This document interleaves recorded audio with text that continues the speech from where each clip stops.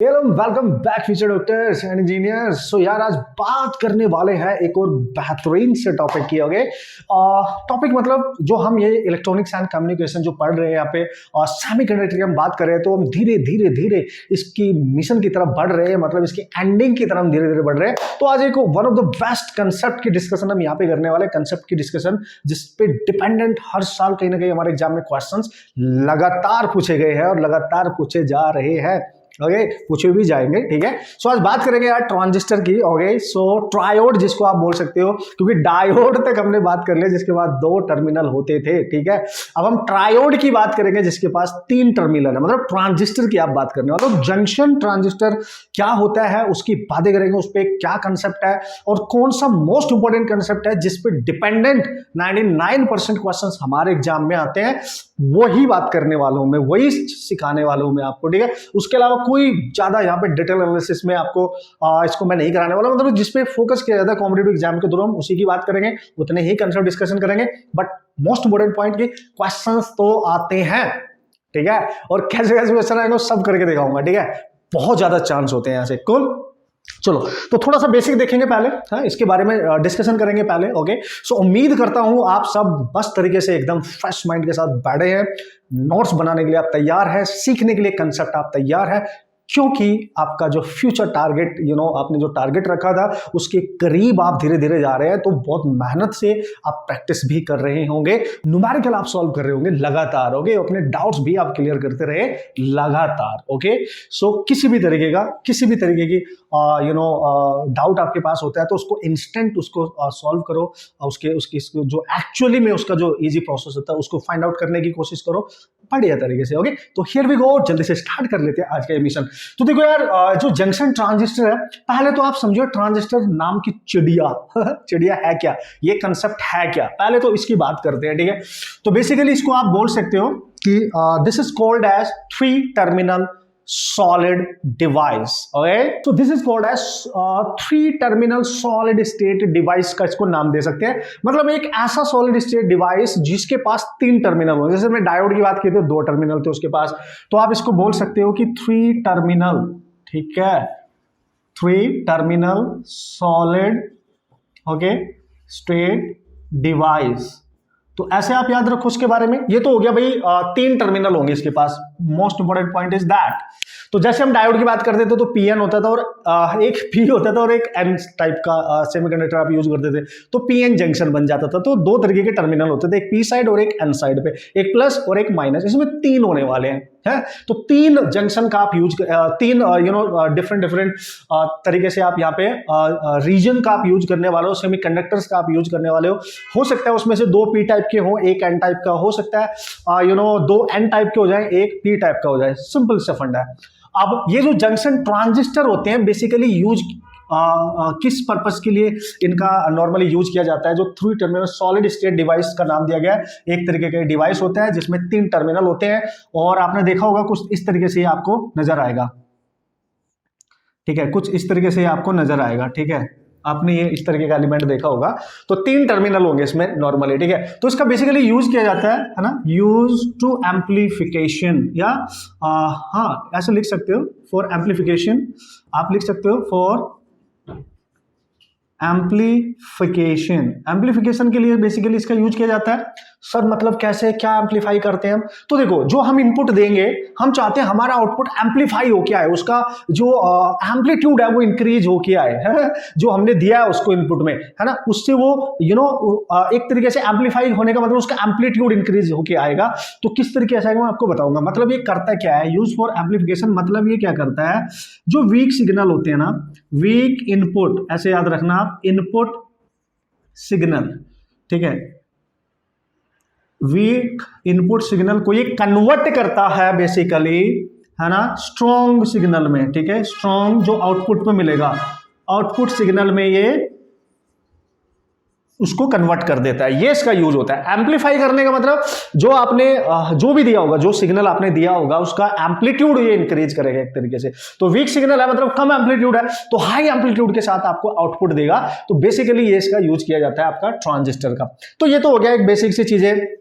कि भाई यूज क्या है इसका, बोलते क्या है, बनाते कैसे हैं, कितने टर्मिनल होते हैं, उसके बिहाफ पे हमने बात कर लिया है कि नहीं? ये तो हमने ये बात कर लिया है। चलो भाई, अब वेरी वेरी इंपॉर्टेंट पॉइंट है जिस पे धीरे धीरे हमने आगे बढ़ना है, जो मैथमेटिकली हमने बहुत अच्छे से सीखना है, जिसका प्रोसेस मैकेनिज्म हमने बहुत अच्छे से सीखना है, जिस पे डिपेंडेंट क्वेश्चन हर साल हमारे एग्जाम में आते हैं। दैट इज सफिशिएंट, इतना ही आप याद रखेंगे, ठीक है? सो सिंपल है। अब क्या करेंगे सर, इसकी कैटेगरी में इसको डिवाइड करते हैं। दोस्तों आपने पढ़ा है बढ़िया तरीके से, इसमें कोई शक नहीं है, हम सबने पढ़ा था, प्लस टू में हम सब पढ़ते हैं इसको, बहुत डिटेल में पढ़ते हैं इवन। लेकिन वहां से वहां के कंपैरेटिवली कॉम्पिटिटिव एग्जाम्स में कौन सा मोस्ट इंपॉर्टेंट ट्रांजिस्टर है जिसका यूज करके सबसे ज्यादा क्वेश्चन आते हैं, हम उसी पे फोकस करने वाले हैं। ज्यादा टाइम वेस्ट हम नहीं करेंगे, हम सारी चीजें बहुत ही ज्यादा डिटेल में जाके नहीं करेंगे, केवल जो कॉम्पिटिशन फोकस कर रहा है उसी पे अपने भी फोकस करना है, टाइम भी बचाना है, कंसेप्ट ऑप्शन तरीके से सीखना और आपके सारे क्वेश्चन हो जाएंगे, क्योंकि उसी से क्वेश्चन आते हैं, ठीक है? तो पहला आपका होता है एनपीएन टाइप का ट्रांजिस्टर, इसको बोलते हैं एनपीएन ट्रांजिस्टर, ठीक है जी। और दोस्तों दूसरा आपका होता है पीएनपी, है जी, ऑब्वियसली ये हमने पढ़ा है ट्रांजिस्टर, ठीक है? पीएन पे ट्रांजिस्टर होगा, ऑब्वियस है सर।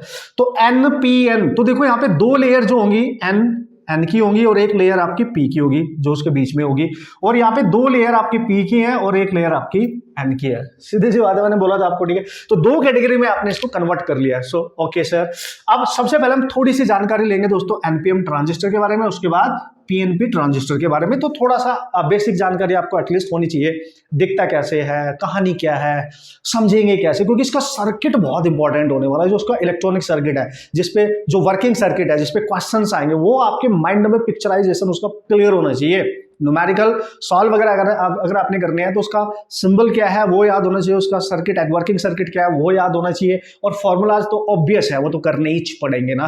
तो बेटर अंडरस्टैंडिंग आपकी तभी बढ़ेगी जब आपको सारी चीज क्लियर होंगी। Okay so cool. तो हम बात करने वाले हैं बॉस यहाँ पे एनपीएन ट्रांजिस्टर। तो इसको कैसे बनाया गया, देखो ध्यान से, इसी में आपका फंडा क्लियर हो जाएगा। तो इससे क्वेश्चन बहुत कम होते हैं पीएनपी से, इसलिए मैं बहुत रेयर इसको हल्का फुल्का से डिस्कशन करेंगे।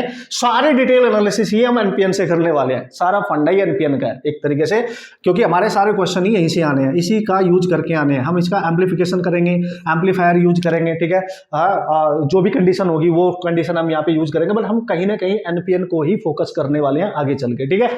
हाँ, बेसिक जानकारी मैं दे दूंगा दोनों की। ओके सो एनपीएन में देखो, एन साइड मतलब जिसमें नेगेटिव चार्ज कैरियर्स ज्यादा होंगे, है, और पी साइड मतलब जिसमें होल्स जो चार्ज कैरियर है वो ज्यादा होंगे, है ना, ऑब्वियसली। तो देखो, तो इसको बनाने के लिए हमने क्या किया, ये एन वाली साइड ले ली और इनके बीच में एक बहुत ही थिन लेयर हमने यूज करी पी की, और फिर इस साइड में फिर से आपने ये वाली लेयर यूज कर ली, ठीक है? तो क्लियर हो जाएगा आपका फंडा, टेंशन नहीं लेने का, बस देखते रहने का, बस आप देखते रहने का, बेसिक पे ध्यान दो, क्वेश्चन सारे करवा दूंगा, एक हर तरीके को क्वेश्चन आप सॉल्व कर सकते हैं बेटी। आपके एग्जाम में किसी भी टाइप का क्वेश्चन आएगा हम कर लेंगे। देखो अब उसने बोला सर ये एन साइड है, मैंने बोला हाँ ये पी साइड है, बिल्कुल, ये बीच का जो है छोटू सा, ये देखो ये है, और ये एन है। तो हम सबको पता है कि सर यहाँ पे तो इलेक्ट्रॉन ज्यादा होते हैं, बिल्कुल होते हैं, और इधर होल्स ज्यादा होते हैं। मैं एच लिख रहा हूँ होल्स को, चलो जैसे पहले ही पढ़ाया मैंने वैसे ही कर देता हूँ, लड्डू लड्डू से बनाते हो, गोलू गोलू से, है तो आप समझ जाएंगे, ठीक है कि नहीं? तो थोड़े बहुत इधर होल्स पड़े होंगे, बाकी इसमें कंसंट्रेशन हाई आपको पता है इलेक्ट्रॉन्स की होगी, और इसमें थोड़े बहुत इलेक्ट्रॉन्स पड़े होंगे, ऑब्वियस है मैन, इतना तो हमें याद होगा। और ये जो पी साइड है इसमें तो होल्स की कंसंट्रेशन है भाई ज्यादा, ठीक है? Oh sorry man, sorry, this is an side, और this is an side, it means यहाँ पे भी इलेक्ट्रॉन्स ही हैं, क्योंकि ये तो एन साइड है। मैं भी डायोड में खो गया था थोड़ी देर के लिए। ओके तो दोनों साइड में एन साइड है, तो होल्स हैं थोड़े से, ठीक है? आप मान लिए मैंने, मतलब माइनॉरिटी चार्ज कैरियर। और इस वाले रीजन में आपके ज्यादातर जो पी है, वैसे बहुत थिन लेयर है, बट फिर भी यहाँ पे आपके होल्स पाए जाएंगे, मेजोरिटी चार्ज कैरियर जो है। तो उसने बोला जो एनपीएन है भाई उसको ऐसे बनाते हैं। तो उसने बोला कि ये वाली जो साइड होती है, ये वाली, ठीक है, अगर मैं इस वाली की बात करूं तो इसको बोलते हैं हम एमिटर रीजन, इसको बोलते हैं ई यहाँ पे लिखा होगा एमीटर, ठीक है? अब क्यों बोलते हैं, क्या है कहानी, वो सब सिखाऊंगा, बस देखते जाओ पहले, ठीक है? एमीटर हो गया। और ये जो बीच में है ये होता है आपका बेस, तो यहाँ बी लिखा रहेगा, क्योंकि आगे चल के जो न्यूमेरिकल आएंगे वो इसी चीज पे डिपेंड करेंगे, इसकी डिजाइनिंग पे, ठीक है? और जो ये राइट वाली साइड होती है यहाँ पे होता है सी, यानी कलेक्टर, इसको बोलते हैं हम कलेक्टर रीजन, ठीक है ना? कुल सी से रिप्रेजेंट कर दिया हमने। तो इस तरीके से हमने इसको बना दिया। हम एनपीएन की बात कर रहे हैं, बाद में इसी तरीके से आप पीएनपी की बात कर लेंगे, ठीक है? तो सिंपल है, वहां पे क्या करोगे, आप पी लिखना है, आप पी लिखना है, एन लिख देना, बीच में उसका एन है तो एन वाली बहुत छोटी सी होती है लेयर, ठीक है? अब यहां से most important point is that जो एमिटर होता है ना, ये वाला रीजन, एमिटर वाला जो रीजन रहता है, हाँ, इसके बारे में क्या याद रखना है आपने। एमिटर रीजन दोस्तों याद रखना है, इसका जो साइज होता है वो मॉडरेट लेवल का होता है, मॉडरेट साइज रखा जाता है इसका, मतलब कलेक्टर से कम साइज होता है, बट इससे तो बहुत ज्यादा होता है, ठीक है। मॉडरेट का मतलब होता है, बट मोस्ट इंपॉर्टेंटली ये हाईली डॉप्ड होता है, मतलब इसकी जो डॉपिंग होती है वो बहुत ज्यादा होती है, ठीक है। हाईली डॉप्ड होता है, ठीक है, हाईली डोपिंग होती है इसकी, मतलब ज्यादा डोपिंग होती है। इसका मतलब क्या हुआ सर, मतलब एमिटर यहाँ पे सबसे ज्यादा चार्ज कैरियर सप्लाई करने में हेल्प करता है, ट्रांसफर करने में हेल्प करता है, क्योंकि ज्यादा डोपिंग है, जो ज्यादा डोपिंग मतलब ज्यादा चार्ज कैरियर्स वहां पे बनने वाले हैं, ठीक है। तो वो देगा कलेक्टर को, ठीक है। किस तरीके से देगा सब बताऊंगा, पहले देखते जाओ क्या देखा उसने। ये बिल्कुल क्लियर होना चाहिए आपके माइंड में कि जब एमिटर रीजन की आप बात करेंगे तो मॉडरेट साइज होगा बट हाईली डोपिंग। अब पहले इसकी बात करो अब कलेक्टर की, तो इसमें क्या होता है सर, कलेक्टर वाले रीजन का जो साइज है, ठीक है, ये लार्ज होता है, एक तरीके से कंपैरेटिवली लार्ज होता है, बट ठीक है, इसकी जो डोपिंग होती है वो इससे तो कम ही होती है, ठीक है। इसकी जो डोपिंग होती है इससे तो कम ही होती है, ठीक है।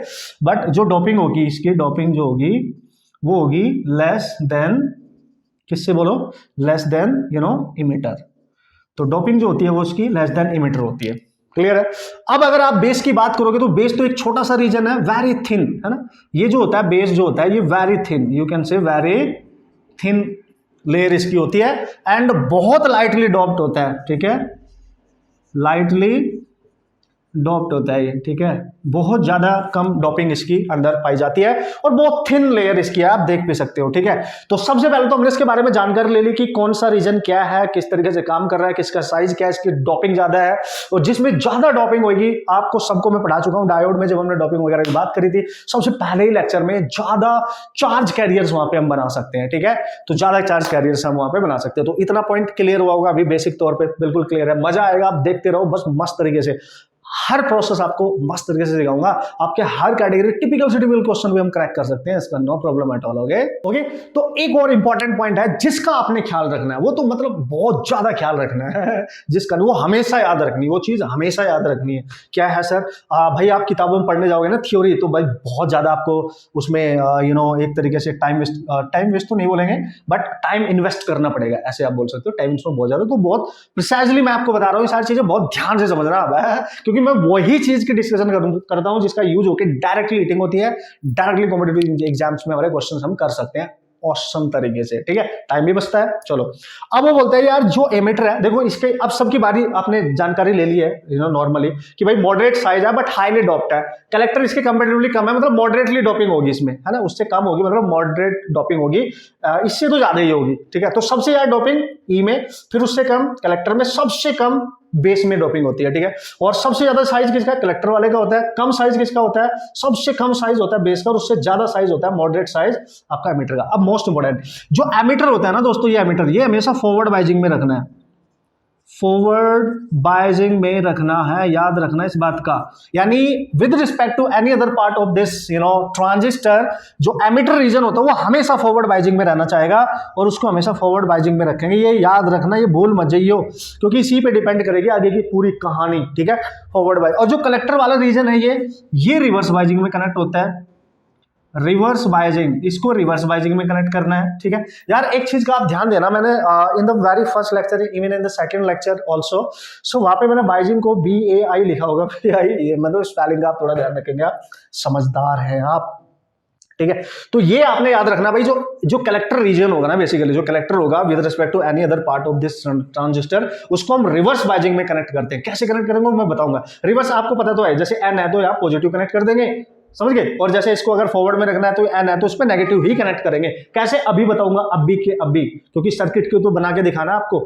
अब आप बोलोगे सर बेस का क्या काम है भाई, यहाँ पे ये जो बेस है इसका क्या काम है, तो याद रखना है जो बेस रीजन होता है बेसिकली दोस्तों कंट्रोल करता है मेजॉरिटी जो चार्ज कैरियर है, क्योंकि जो इमिटर है भाई उसका तो भाई हाईली डोपिंग है, ज्यादा चार्ज कैरियर्स यहाँ पे जनरेट करेगा, तो इसके मैक्सिमम चार्ज कैरियर्स जब इधर से जाएंगे इधर को, तो वो इस रीजन से उनको पास होना पड़ेगा, बीच में बेस से पास होना पड़ेगा, और जब electron negative charge particle hole से जाके रिकंबाइन करेगा, डिफ्यूजन नहीं होगा एक तरीके से, तो इसमें बोलता है कि चूंकि इसकी बहुत ज्यादा नंबर होता है तो इसको मैक्सिमम इलेक्ट्रॉन क्रॉस करके इसमें चले जाते हैं, बहुत कम डिफ्यूज होते हैं, उनकी वजह से बेस करंट बनती है। ये सब ध्यान रखना।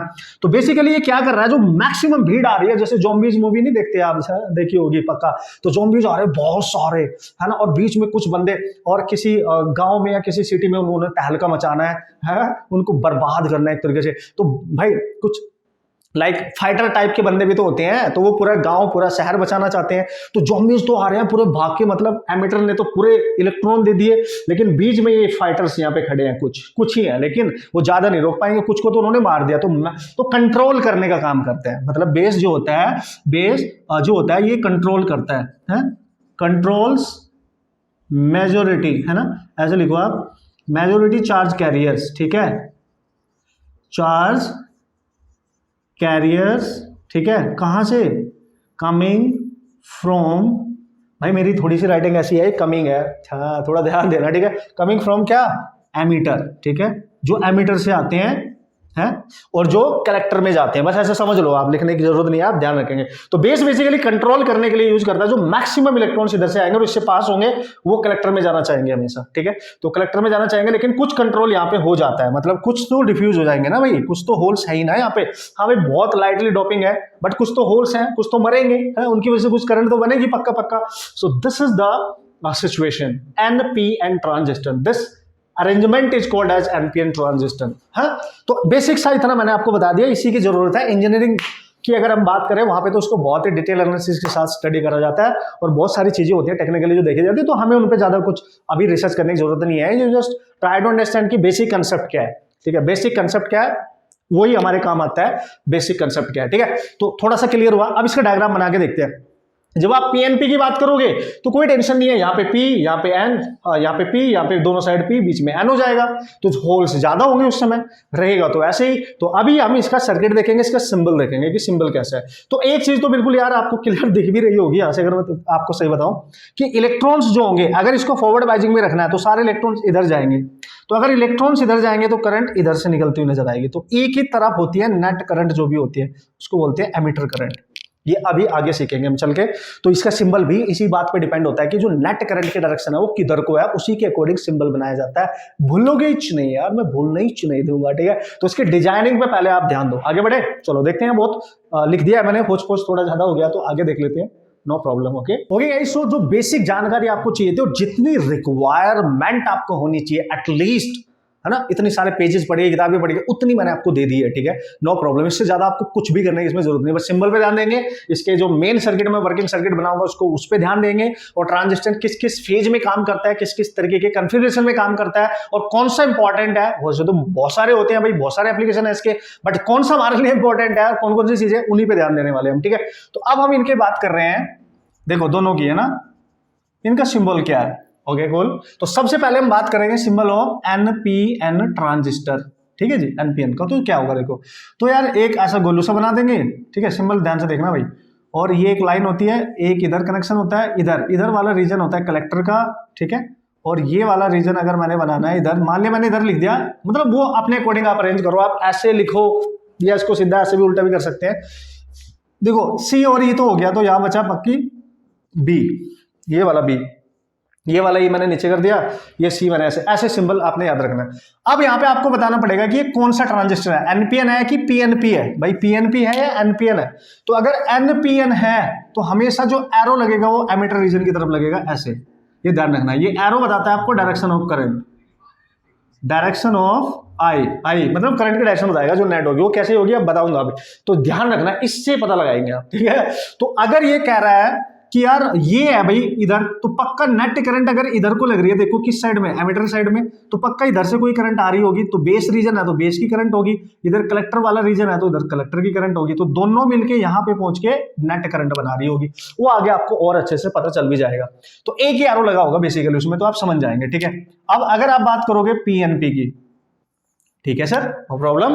तो PNP की बात कर दो, तो PNP की बात करोगे तो देखो ये बनेगा P साइड और ये बनेगा बीच में N साइड, फिर ये बन जाएगा P साइड। तो this is P side, this is N side, this is P side. तो यहाँ पे होल्स की कंसेंट्रेशन P साइड में ऑब्वियसली ज्यादा होती है, इधर भी होल्स की कंसेंट्रेशन आपकी ज्यादा होगी और उसमें इलेक्ट्रॉन्स होंगे। तो इसमें भी सेम थिंग, ठीक है, इसमें भी सेम थिंग। मान लीजिए ये इमिटर रीजन है आपका, ये बेस हो जाएगा आपका और ये आपका कलेक्टर हो जाएगा। तो इसमें पीएनपी ट्रांजिस्टर है क्योंकि इसमें होल्स की कंसेंट्रेशन ज्यादा है, इसमें होल्स की कंसेंट्रेशन ज्यादा है, नो प्रॉब्लम एट ऑल। तो करना वही है कि भाई करना वही है, क्या करना है सर कि maximum number of charge carriers इस रीजन को क्रॉस करेंगे और एमिटर से कलेक्टर में जाएंगे इधर ऐसे क्रॉस करके। तो कुछ यहाँ डिफ्यूज हो जाएंगे तो यहाँ पे बेस करंट बन जाएगी और यहाँ पे एमिटर करंट बन जाएगी। इसको आपने फॉरवर्ड बाइजिंग में रखना होता है और इसको आपने रिवर्स बाइजिंग में रखना होता है, जैसे मैंने ये किया है। इसलिए इसको ज्यादा आपने टेंशन नहीं लेने की जरूरत है, बस इसका सिंबल देखो आप। सिंबल क्या करेंगे, सिंबल पे कैसे आप ध्यान देंगे यहाँ पे, ठीक है। तो इस तरीके से बनाना है, कूल, इस तरीके से।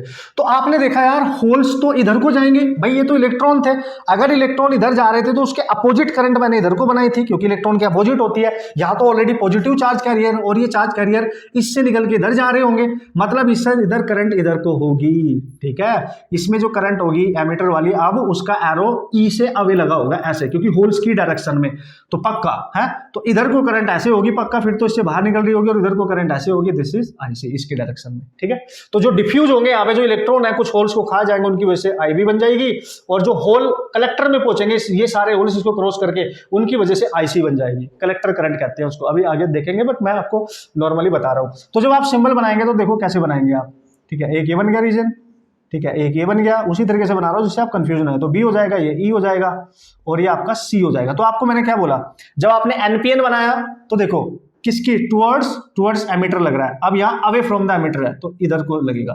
तो ये डायरेक्शन जब भी आपको दिखाई दे समझ जाना ये एनपीएन का केस है, this is the case of NPN.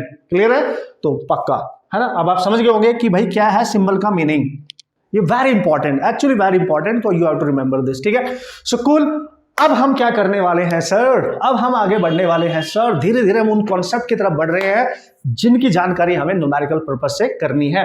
But ये सबसे ज्यादा जरूरी था, सही बताऊं तो मैं, ये सबसे ज्यादा बेसिक जानकारी यही जरूरी है, सिंबल का पता होना चाहिए एकदम करेक्ट। हम इसी को भूल जाते हैं, अब आप बोलोगे नहीं, तरीका मैंने आपको बता दिया किस तरीके से आपने बनाना है। कूल, इससे ज्यादा थ्योरी आपको पढ़ने की जरूरत है भी नहीं, मैं सच्ची बात करूं तो ना बराबर।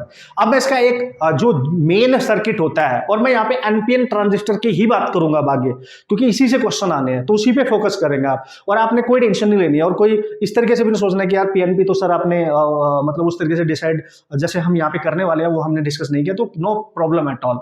जो जरूरत होगी वो मैं बताऊंगा, जो नहीं होगी उसको आपने छेड़ना भी नहीं। Preparing for a competitive examination, not for the board examination, okay. So उस बात को आपने ख्याल रखना है कि हमारा कॉम्पिटिटिव एग्जाम्स किस कंसेप्ट पे फोकस करता है, जिससे क्वेश्चंस आते हैं वॉइस तो करने हैं यार, प्रैक्टिकली सबसे ज्यादा यूज उसी का करना है हमने, ठीक है। ओके कूल, तो अब हम बात करते हैं इसकी मेन, आपको सर्किट बना के दिखा देता हूं, ट्रांजिस्टर को हम किस कॉन्फ़िगरेशन में किस तरीके से यूज करते हैं उस पे बात करेंगे। और बस उसको अगर आपने समझ लिया और उसके सारे फॉर्मूले आपने तरीके सीख लिए तो आपको लेंदी लगने वाला क्वेश्चन भी इजी लगने लगेगा, और मैं इजी करके रहूंगा यार, क्या बात कर रहे हो यार। नीट में आने हैं 3 क्वेश्चन मिनिमम, तो 12 मार्क्स हर पूरे कंप्लीटली 12 मार्क्स लेके आने हैं, ठीक है। और जेई में अगर आने हैं 2 मार्क्स तो पूरे 8 मार्क्स लेके आने हैं, है ना। ऐसे समझो, नीट वालों तो आप तो 12 to 16 का टारगेट रखो, अगर 4 क्वेश्चन आते हैं तो 3 तो आप हर साल की बात मान के चलो ना, है कि नहीं। सो कम ऑन, ओके दोस्तों, जल्दी से बता देता हूं इसके बारे में, जो सर्किट आप किस तरीके से, जैसे मैंने आपको बताया एमीटर को हमेशा फॉरवर्ड बाइजिंग में रखना है आपने with respect to another part, and collector को हमेशा रिवर्स में। तो कैसे कनेक्ट करोगे, उसको भी तो सीखना पड़ेगा ना, कैसे कनेक्ट करोगे, come on. So here we go. तो मैं बात कर रहा हूं एनपीएन की, तो इसी की बात करेंगे जैसे कि मैंने आपको बोला, ठीक है। तो चलो बना लो यहाँ पे, जल्दी से बना लो, ओके। तो ये हो गया आपका N side, and this is P side, and this is again your N side. Cool, तो अब हमें क्लियर पता है कि भाई इसमें आपके इलेक्ट्रॉन्स पाए जाते हैं, यहाँ पे इलेक्ट्रॉन्स नाम के प्राणी पाए जाते हैं, और इधर भी इलेक्ट्रॉन्स नाम के प्राणी ही पाए जाते हैं, है कि नहीं। कुछ तो बहुत होंगे आज। और इधर आपके होल्स नाम के छोटे कम प्राणी हैं, क्योंकि भाई बहुत थिन लेयर होती है, ठीक है।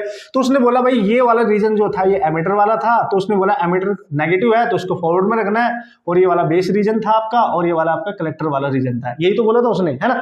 कूल, तो उसने बोला अगर इस रीजन को आपने फॉरवर्ड में रखना है तो इसको क्या करेंगे, देखिए नेगेटिव साइड है तो एक बैटरी लेंगे और उसका नेगेटिव साइड ही कनेक्ट करेंगे इधर से, ठीक है। इस तरीके से आप ले सकते हैं, मतलब ऐसे कनेक्ट करो, तो नेगेटिव साइड ये इसका पॉजिटिव साइड, फिर इसको यहाँ कनेक्ट कर दो, देखो ये नेगेटिव साइड ये इसका पॉजिटिव साइड। तो देखो नेगेटिव बैटरी का टर्मिनल ई साइड से कनेक्ट किया, मतलब ये फॉरवर्ड बाइजिंग हो जाए, क्योंकि सेम यू नो। और ये पी साइड है, इसमें पी तो पॉजिटिव चार्ज कैरियर है तो उसका पॉजिटिव उससे कनेक्ट हो गया। तो ये जो रीजन बना, ये जो रीजन बन गया, ये इसको बोलते हैं एमिटर बेस रीजन, ठीक है। ये बनता है एमिटर बेस रीजन, ठीक है, इसमें जो भी ड्रॉप होगा वो एमिटर बेस रीजन का ड्रॉप होने वाला है जो बैटरी आपने लगा दी है। सिंपल है। और अगर आप, उसने क्लियर बोला था कि जो कलेक्टर वाला रीजन होगा, कलेक्टर को हमेशा रिवर्स वाइजिंग में रखना है। मतलब अगर ये इलेक्ट्रॉन है, मतलब नेगेटिव है, तो उसको प्लस टर्मिनल से कनेक्ट करेंगे। तो यहां पे जो बैटरी बनाओगे ना आप, माइनस प्लस इस तरीके से, तो देखो ये जो प्लस टर्मिनल है ये सी साइड से आपने कनेक्ट कर दिया है और नेगेटिव वाला इधर इससे कनेक्ट कर दिया है। एक तरीके से अगर देखा जाए तो ये रिवर्स में हो गया। देखो रिवर्स हो गया कि नहीं, इसकी नेगेटिव, मतलब देखो भाई ये सारी चीज आप ऑलरेडी सीख चुके हो कि एन साइड को, नेगेटिव वाले को आपने पॉजिटिव से कनेक्ट कर दिया तो ये रिवर्स में आ गया, तो ये रिवर्स हो गया, ये रिवर्स बाइजिंग का केस हो गया। ठीक है, एक तरीके से रिवर्स बाइजिंग का केस हो गया एंड ये फॉरवर्ड बाइजिंग का केस हो गया। तो ये हो गया आपका, ये वाला केस जो हो गया ये फॉरवर्ड बाइजिंग होगी एक तरीके से। ठीक है, फॉरवर्ड बाइजिंग, इतना तो आप समझ जाएंगे। अब तो कोई टेंशन वाली बात नहीं है। अब आपको बस ये कनेक्शन करना आना चाहिए। ये बैटरीज का आपने ख्याल रखना है कि इनके सिंबल का ख्याल रखना है, मतलब उनके कनेक्शन का ख्याल रखना है कि किस तरीके से आप इसको बनाने वाले हैं। ठीक है, और जैसे कि हमें पता है भाई, अगर हम इस बैटरी को नाम देंगे कि हमने इस रीजन में बनाया तो हम इसको VEB नाम दे सकते हैं, और इसको हम नाम देंगे C और B रीजन किया तो CB नाम दे सकते हैं। ठीक है, ये बैटरी का जो वोल्टेज होगा इस रीजन के अक्रॉस वो इतना होगा, और इस रीजन के अक्रॉस इसके नाम से देखो C कलेक्टर और बेस, ये रिवर्स बाइजिंग में होता है, और जो इमीटर और बेस होता है वो आपका फॉरवर्ड बाइजिंग में होता है। सिंपल है, कूल, इतना समझ गए? यस। अब दोस्तों मोस्ट इंपॉर्टेंटली अगर हम बात करें different type of configuration of transistor, है ना, उनको आप कितने कॉन्फ़िगरेशन में यूज कर सकते हैं, कितने तरीके से आप ट्रांजिस्टर का कॉन्फ़िगरेशन बना सकते हैं, उसको कैसे यूज कर सकते हैं, अब हमें पता तो है ही यार ऑब्वियसली। ठीक है, लिख देता हूं पहले, है कि नहीं। सो एक चीज और मेरे को याद आ गई, वो भी बतानी बहुत जरूरी है आपको। देखो अब यार, अगर आपने ऐसा किया कि नेगेटिव टर्मिनल को यहां पे कनेक्ट कर दिया, तो यहां से बिल्कुल दिख रहा है आपको, ये नेगेटिव वाला टर्मिनल इसको पुश करेगा, मतलब रिपेल करेगा, तो सारे इलेक्ट्रॉन इधर जाएंगे। अब सारे इलेक्ट्रॉन जब इधर जाएंगे तो इस एन रीजन से, एमिटर वाले रीजन से इसको क्रॉस करके, ये होल को क्रॉस करके, ये नदी है एक तरीके से बीच में, इसको क्रॉस करना पड़ेगा अगर यहां पहुंचना है। कलेक्टर है जो कलेक्ट करेगा सारे इलेक्ट्रॉन्स को इस वाले रीजन में, तो यहां से पास होना पड़ेगा। देखो तो ये सारे मिलके, अब देखो सारे इलेक्ट्रॉन इधर जाने लगे तो इधर से करंट निकली होगी। देखो यही तो पढ़ा अभी हमने, इसको बोलते हैं एमिटर रीजन से। देखो ये जो करंट होती है ये होती है एमिटर रीजन में IE, एमिटर करंट का नाम दिया गया है, इसको बोलते हैं हम एमिटर करंट। और यहाँ पे जो फॉर्मूला बताऊंगा वो पहला फॉर्मूला है, you have to remember always, clear. तो ये करंट ऐसे ऐसे आपको यहाँ पे नजर आ रही है। ठीक है, अब यहाँ पे जो डिफ्यूजन हुआ होगा एक तरीके से, जब इलेक्ट्रॉन इसमें जा रहे हैं तो कुछ तो होल्स भी है इसमें, तो उन होल्स की वजह से डिफ्यूजन हुआ है यहाँ पे पक्का। ठीक है, तो उसकी वजह से जो करंट यहाँ पे बनती हुई आपको दिखाई देगी, ठीक है, इसकी वजह से उसको बोलते हैं IB, और वो उसकी डायरेक्शन ऐसे होगी इस तरीके से, समझना बात को। अब सारे इलेक्ट्रॉन इसमें पहुंच चुके हैं, सारे इलेक्ट्रॉन इस रीजन में पहुंच चुके हैं, तो पक्का इलेक्ट्रॉन इधर जा रहे हैं, तो करंट उसके अपोजिट इधर से IC आपको नजर आएगी। तो आप देख सकते हो IB और इधर से IC प्लस मिलके IE बनाएगी।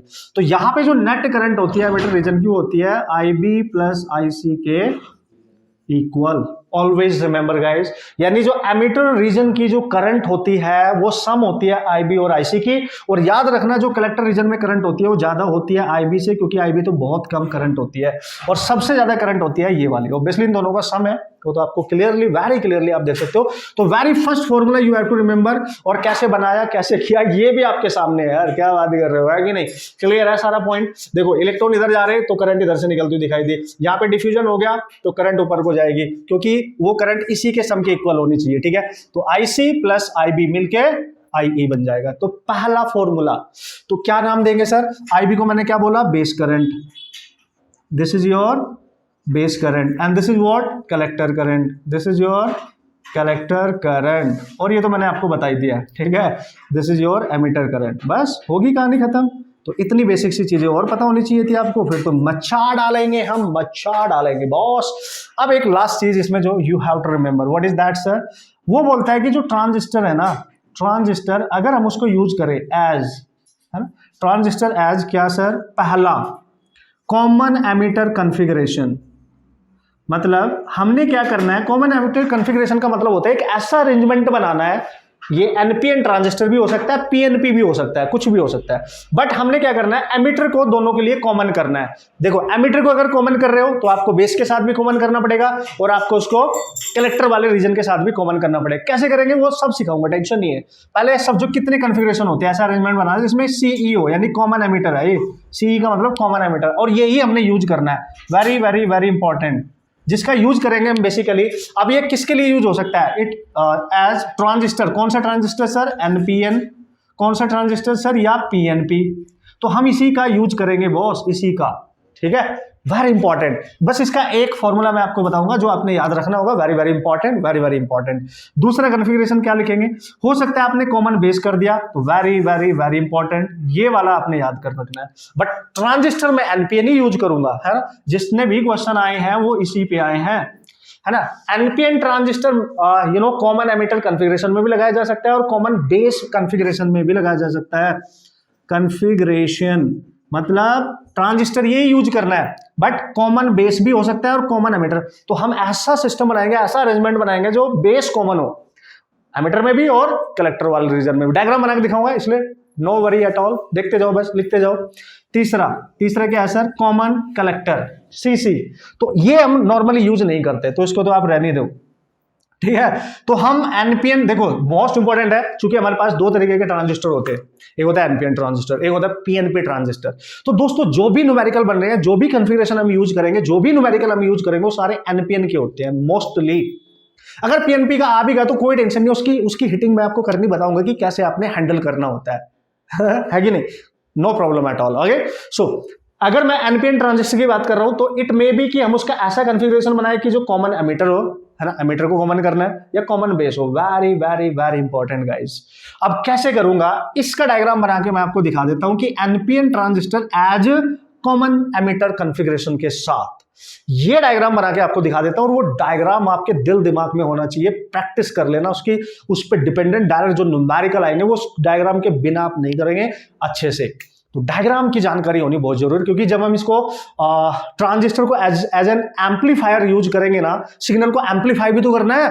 मेन मुद्दे की तो बात वही है, वही तक तो जाना है। ये जो स्टेप हम पढ़ रहे हैं, जो बेसिक जानकारी ले रहे हैं, अभी तो हम दुश्मन के बारे में जानकारी ले रहे हैं यार। अरे लड़ाई तो बाकी है ना, लास्ट क्या बात कर रहे हो आप। वो लड़ाई जीतने के लिए ये सारी चीज आपके दिमाग में होनी चाहिए। इलेक्ट्रॉनिक्स एंड कम्युनिकेशन है बॉस, सेमीकंडक्टर डिवाइसेस, आगे चल के आप पढ़ने वाले हैं, तो ये बहुत जरूरी है कि ये सब कुछ आपको क्लियरली पता होना चाहिए। पहली बात, आगे बढ़ो थोड़ा सा। यस, ओके बॉस, तो जल्दी से देख लेते हैं। लिख दिया ना मैंने, यहाँ पे लिख दिया है, तो आपको समझा दूंगा और मस्त तरीके से समझा दूंगा। मस्त तरीके से आपको ये रिजल्ट और ये डायग्राम, ये इसका वर्किंग डायग्राम दिमाग में छपने वाला है। और लास्ट है बस कंसेप्ट हम खत्म करने वाले हैं, क्योंकि जो मेन कंसेप्ट है उस पर पहुंच गए हम धीरे धीरे। उसको सीखने के बाद न्यूमेरिकल फोड़ेंगे हर तरीके के, किसी भी टाइप का क्वेश्चन आ सकते हैं हमारे एग्जाम में, तो हम कर देंगे आराम से, ठीक है। बस थोड़ा सा इंतजार बॉस। तो यार उसने बोला अगर मैं एनपीएन ट्रांजिस्टर की बात करूं एज कॉमन एमिटर कॉन्फ़िगरेशन, ये याद रखना वो सीई का मतलब कॉमन एमिटर, एमिटर वाले रीजन को आपने कॉमन करना है बेस से और कलेक्टर के साथ। कैसे करना है अभी सिखा रहा हूं ना बॉस, अभी सिखा रहा हूं बॉस, ठीक है। देखो डायग्राम पे बात बहुत ध्यान से देना। दो तरीके के रीजन यहां पे आपको मिलेंगे, एक इनपुट रीजन और एक आउटपुट रीजन, ठीक है ना, कूल। तो सबसे पहले हम बात कर रहे हैं एनपीएन ट्रांजिस्टर की, तो उसका सिंबल बना दो। बस ये जैसे जैसे मैं बोल रहा हूँ ना वैसे वैसे बनाना, वरना जब सर्किट बन जाएगा ना बहुत कॉम्प्लेक्स सा नजर आता है, तो हम डर जाते हैं देख के, यार ये क्या हो गया बॉस, ये कैसा सर्किट है भाई, कैसे सोल्व करेंगे, और फिर हम क्वेश्चन इजी को भी छोड़ के आ जाते हैं। तो जैसे मैं स्टेप बाय स्टेप चल रहा हूँ वैसे देखते जाओ। उसने बोला एनपीएन ट्रांजिस्टर है, मैंने बोला ठीक है। कॉमन एमिटर बनाना बिल्कुल बढ़िया है भाई, कोई टेंशन नहीं है। तो एनपीएन ट्रांजिस्टर का पहले सिंबल बना दो आप एज इट इज, जो अभी बनाया था मैंने। फिर टेंशन नहीं लेने का, टेंशन मेरे ऊपर छोड़ देने का, उसके बाद लेने का जब क्वेश्चन करोगे, ठीक है। तो यहाँ पे देखो, यहाँ पे ये हो गया आपका बेस वाला रीजन, बिल्कुल सर। और ये एक तरीके से कलेक्टर वाला रीजन, बिल्कुल सर। और ये आपका, इसको अभी हटा दो, अभी आप पहले सिंबल बनाए, ठीक है। और ये आपका होता था एमिटर वाला रीजन, ठीक है जी, इधर वाला, कूल। तो वो पता क्या बोल रहा है, देखो अब चूंकि एनपीएन ट्रांजिस्टर है, ठीक है, तो एरो लगेगा इधर को, ये एरो मत भूलना, तभी तो पहचान होगी। हमें क्या पता चलेगा एनपीएन है कि पीएनपी है? और हमने एमिटर को कॉमन कर देना है। कैसे कॉमन करें, आ जाओ देखो, आओ। तो उसने बोला कि ये जो बेस वाला रीजन है ना बॉस, ये बेस वाला, ठीक है, इसके साथ एक रेजिस्टेंस बनाएंगे, इनपुट बोलते हैं हम इसको, और यहाँ एक बैटरी लगा देंगे। और आपको पता है ये जो बेस वाला रीजन है, ये वाला, ठीक है, ये हमने एक बैटरी यहाँ पे लगा दी है। इस बैटरी का नाम होता है VBB, ठीक है, इस तरीके से। और ये वाली जो वायर है एक तरीके से, मतलब ये वाला जो रीजन है मीटर वाला, ये वाला, इसको हम यहाँ पे इससे कनेक्ट कर देंगे। देखो बेस के साथ इसको कनेक्ट कर दिया और इसकी एक तरीके से अर्थिंग कर दी, तो ये इसके साथ बेस के साथ भी शेयरिंग हो गई इसकी, है ना, इसके साथ भी हमने कॉमन कर दिया, इसको बढ़िया तरीके से कर दिया यार। और आपने देखा कि एमिटर रीजन को हमेशा बनाना होता है फॉरवर्ड वाइजिंग में, तो एमिटर का मतलब एन का मतलब नेगेटिव, तो इसके साथ बैटरी का नेगेटिव टर्मिनल ही होना चाहिए। देखो नेगेटिव ही है, ये देखो नेगेटिव टर्मिनल है, और बेस के साथ पॉजिटिव है तो पॉजिटिव है, बिल्कुल है। अब दूसरी साइड में क्या होगा सर, दूसरी साइड में या तो यहां से डायरेक्ट ले लो या थोड़ा इसको आगे लेके भी कर सकते हो, मतलब ऐसे भी कर सकते हो डायरेक्ट, या फिर नॉर्मल ये ऐसा बिना होता है कि पहले ऊपर जाएगा फिर इस तरीके से वो करके दे देगा, और यहाँ एक रेजिस्टेंस लगा होता है और यहाँ पे एक बैटरी लगी होती है, ठीक है, इस तरीके से। तो इस तरीके से आप इसके साथ भी इसको शेयर कर लो। देखो एमिटर रीजन इधर इस वाले के साथ भी शेयर हो गया और इस वाले के साथ भी, और ये होती है बैटरी कलेक्टर रीजन में, यानी ये आउटपुट रीजन होता है, इसको लिखते हैं हम VCC। ये बिल्कुल क्लियर होना चाहिए, मतलब ये डायग्राम आपके दिलो दिमाग में होना चाहिए। ये जो रेजिस्टेंस है जो इनपुट रीजन में है, यहाँ पे इस वाले रीजन में, तो देखो ये बेस है, ये एमिटर है, और इस बेस और एमिटर का जो वोल्टेज होता है, वैसे तो उसको ऐसे लिखते हो आप यहाँ से यहाँ तक, क्योंकि यहाँ देखो यहाँ देखो यहाँ देखो एक ही पोटेंशियल है, या ऐसे लिख दो। इनके इस बेस और इसका जो वोल्टेज हमने लिखा था अभी अभी वो BE होता था, ठीक है, इनपुट साइड में। और जो आउटपुट साइड में मिलेगा, इधर कलेक्टर रीजन है और इधर एमिटर रीजन है, तो यहां से यहां तक जो मिलेगा, तो यहां से यहां तक लिख सकते हो कि जो वोल्टेज मिलेगा इस रीजन में, यानी कलेक्टर से लेके ऐसे एमिटर रीजन में, वो मिलेगा VCE। अभी अभी हमने लिखा था। ये जो रेजिस्टेंस है यहाँ पे दोस्तों, ये वाला, इसको बोलते हैं हम लोड रेजिस्टेंस कह दो या आउटपुट रीजन का रेजिस्टेंस भी इसको आप कह सकते हो, ठीक है। ये और ये बैटरी है जो यहाँ से करंट सप्लाई करेगी। देखो इसका पॉजिटिव टर्मिनल, तो जो VCC से करंट जाएगी कलेक्टर रीजन में उसको हम IC कहते हैं, और वो IC इधर आएगी, देखो आप देख सकते हो ऐसे IC, और इधर से जो इससे करंट निकलेगी उसको हम IB कहते हैं, बेस रीजन की करंट है। देखो इस रेजिस्टेंस में इसको इनपुट रेजिस्टेंस कह सकते हो, तो बेस रीजन का है ये इनपुट रेजिस्टेंस, मतलब RB भी कह सकते हो एक तरीके से, जो बेस रीजन का होगा, ठीक है, इनपुट रेजिस्टेंस। तो इसी में जा रही है फिलहाल, तो इधर जा रही होगी IB, तो देखो इधर से आ रही है IB, इधर से आ रही है IC, मिलकर हो जाएगी ये इधर IE, इधर हो जाएगी मिलके आपकी IE। क्लियर है। और इसकी शेयरिंग भी देखो दोनों साइड में होगी। तो इस तरीके से पहले तो सर्किट को समझो, ठीक है। और ये जो बेस रीजन का नेट ड्रॉप होगा इसके अक्रॉस, ये यहां पे समझो ऐसे, इसके अक्रॉस देखो, इस ब्रांच के अक्रॉस जो नेट आपको वोल्टेज मिल रहा है यहाँ पे इस इनपुट रीजन में, वो VEE है, VBE है, मतलब यहां से लेके यहां तक। देखो मैंने यहां लिखा है यहां से लेके यहां तक, मतलब इस रीजन का, समझ गया। तो ये जो होगा यहाँ पे जितना भी वोल्टेज इस ब्रांच में हो रहा होगा उसके इक्वल होना चाहिए। वैसे ही यहां से लेके यहां तक का जो भी वोल्टेज होगा, ये मान लो या यहां से यहां तक इसके अक्रॉस, ठीक है, ऐसे मान लो आप। मान लिया इसके अक्रॉस आउटपुट वोल्टेज आपको कुछ मिल रहा है V0, तो वो आउटपुट वोल्टेज V0 को आप VCE भी लिख सकते हो, VCE, क्योंकि कलेक्टर और एमिटर रीजन का जो वोल्टेज होगा एक तरीके से है। वो कैसे निकालेंगे सब कुछ देखेंगे, कोई टेंशन वाली बात नहीं है। पहले आप इसको समझो कि ये है क्या और ये दिखता कैसे है और बैटरी को कनेक्ट कैसे करते हैं, पहचानना कैसे है। तो देखो एमिटर को नेगेटिव से कनेक्ट करना था तो कर दिया, और इधर कलेक्टर वाला रीजन है उसको देखो रिवर्स बाइजिंग में रखना है, तो कलेक्टर पे ये N है, तो इधर होता था E, इधर होता था बेस, और इसके लिए होता था यहाँ पे C। तो C भी नेगेटिव है लेकिन यहाँ पॉजिटिव किया है, देखो C को पॉजिटिव किया है, क्यों किया है, क्योंकि C हमेशा रिवर्स बाइजिंग है और E हमेशा फॉरवर्ड बाइजिंग है। तो ये रीजन फॉरवर्ड बाइजिंग और ये रीजन रिवर्स बाइजिंग में हो गया। ये हो गया इसका सर्किट बनाने का तरीका। देखो अब कितना कॉम्प्लेक्स बन गया। अगर मैं एक साथ बना के आपको समझाता आपको पता ही नहीं चलता क्या हो गया, ठीक है। तो अब आप बहुत क्लियरली यहां समझ सकते हैं, no problem at all, tension मत लो, आप देखते जाओ बस, ठीक है। तो दोस्तों यहां से शुरुआत होती है हमारी उस कंसेप्ट की जब इस डायग्राम को हम यूज करने वाले, यानी एनपीएन ट्रांजिस्टर कॉमन जो एमिटर का कॉन्फ़िगरेशन है उसको यूज करते हैं हम एम्प्लीफिकेशन के लिए, है ना, एम्प्लीफिकेशन के लिए एज एन एम्पलीफायर हम इसका यूज करते हैं। और मोस्ट इंपॉर्टेंटली सारे क्वेश्चंस ही वहीं से बनेंगे, सारे फॉर्मूले जितना भी कुछ पूछा जा सकता है उस हर चीज की बात मैं करने वाला हूं, हर चीज की बात मैं करने वाला हूं, ठीक है। स्टार्ट करें बस पेशेंस के साथ। यहां तक की जानकारी आपने ले ली तो मजा आ जाएगा, कॉन्ग्रेचुलेशन, अब आप मचाने वाले हैं। अब आपको हर चीज बेसिक तौर पे समझ में आएगी। जो इंसान इतनी चीज पढ़ के नहीं जाएगा उसको आगे कंसेप्ट बिल्कुल समझ में नहीं आएगा, ना उससे क्वेश्चन होंगे, चाहे वो रटे कुछ भी करे, क्वेश्चन नहीं होते हैं, ठीक है। वो कहीं ना कहीं फंस ही जाएगा, लैंग्वेज में फंस जाएगा क्वेश्चन के, ठीक है। बट आप नहीं फंसोगे अगर आपने यहां तक मस्त तरीके से इसको सीख लिया। Okay come on, okay so here we go and जल्दी से बात कर लेते हैं कि जिस पे डिपेंडेंट हमारे सारे न्यूमेरिकल प्रॉब्लम आने वाले हैं। जैसे मैंने आपको बोला उस सिचुएशन को अब आराम से हम समझ सकते हैं। ओके, उसके सारे कंसेप्ट हम आराम से समझ सकते हैं।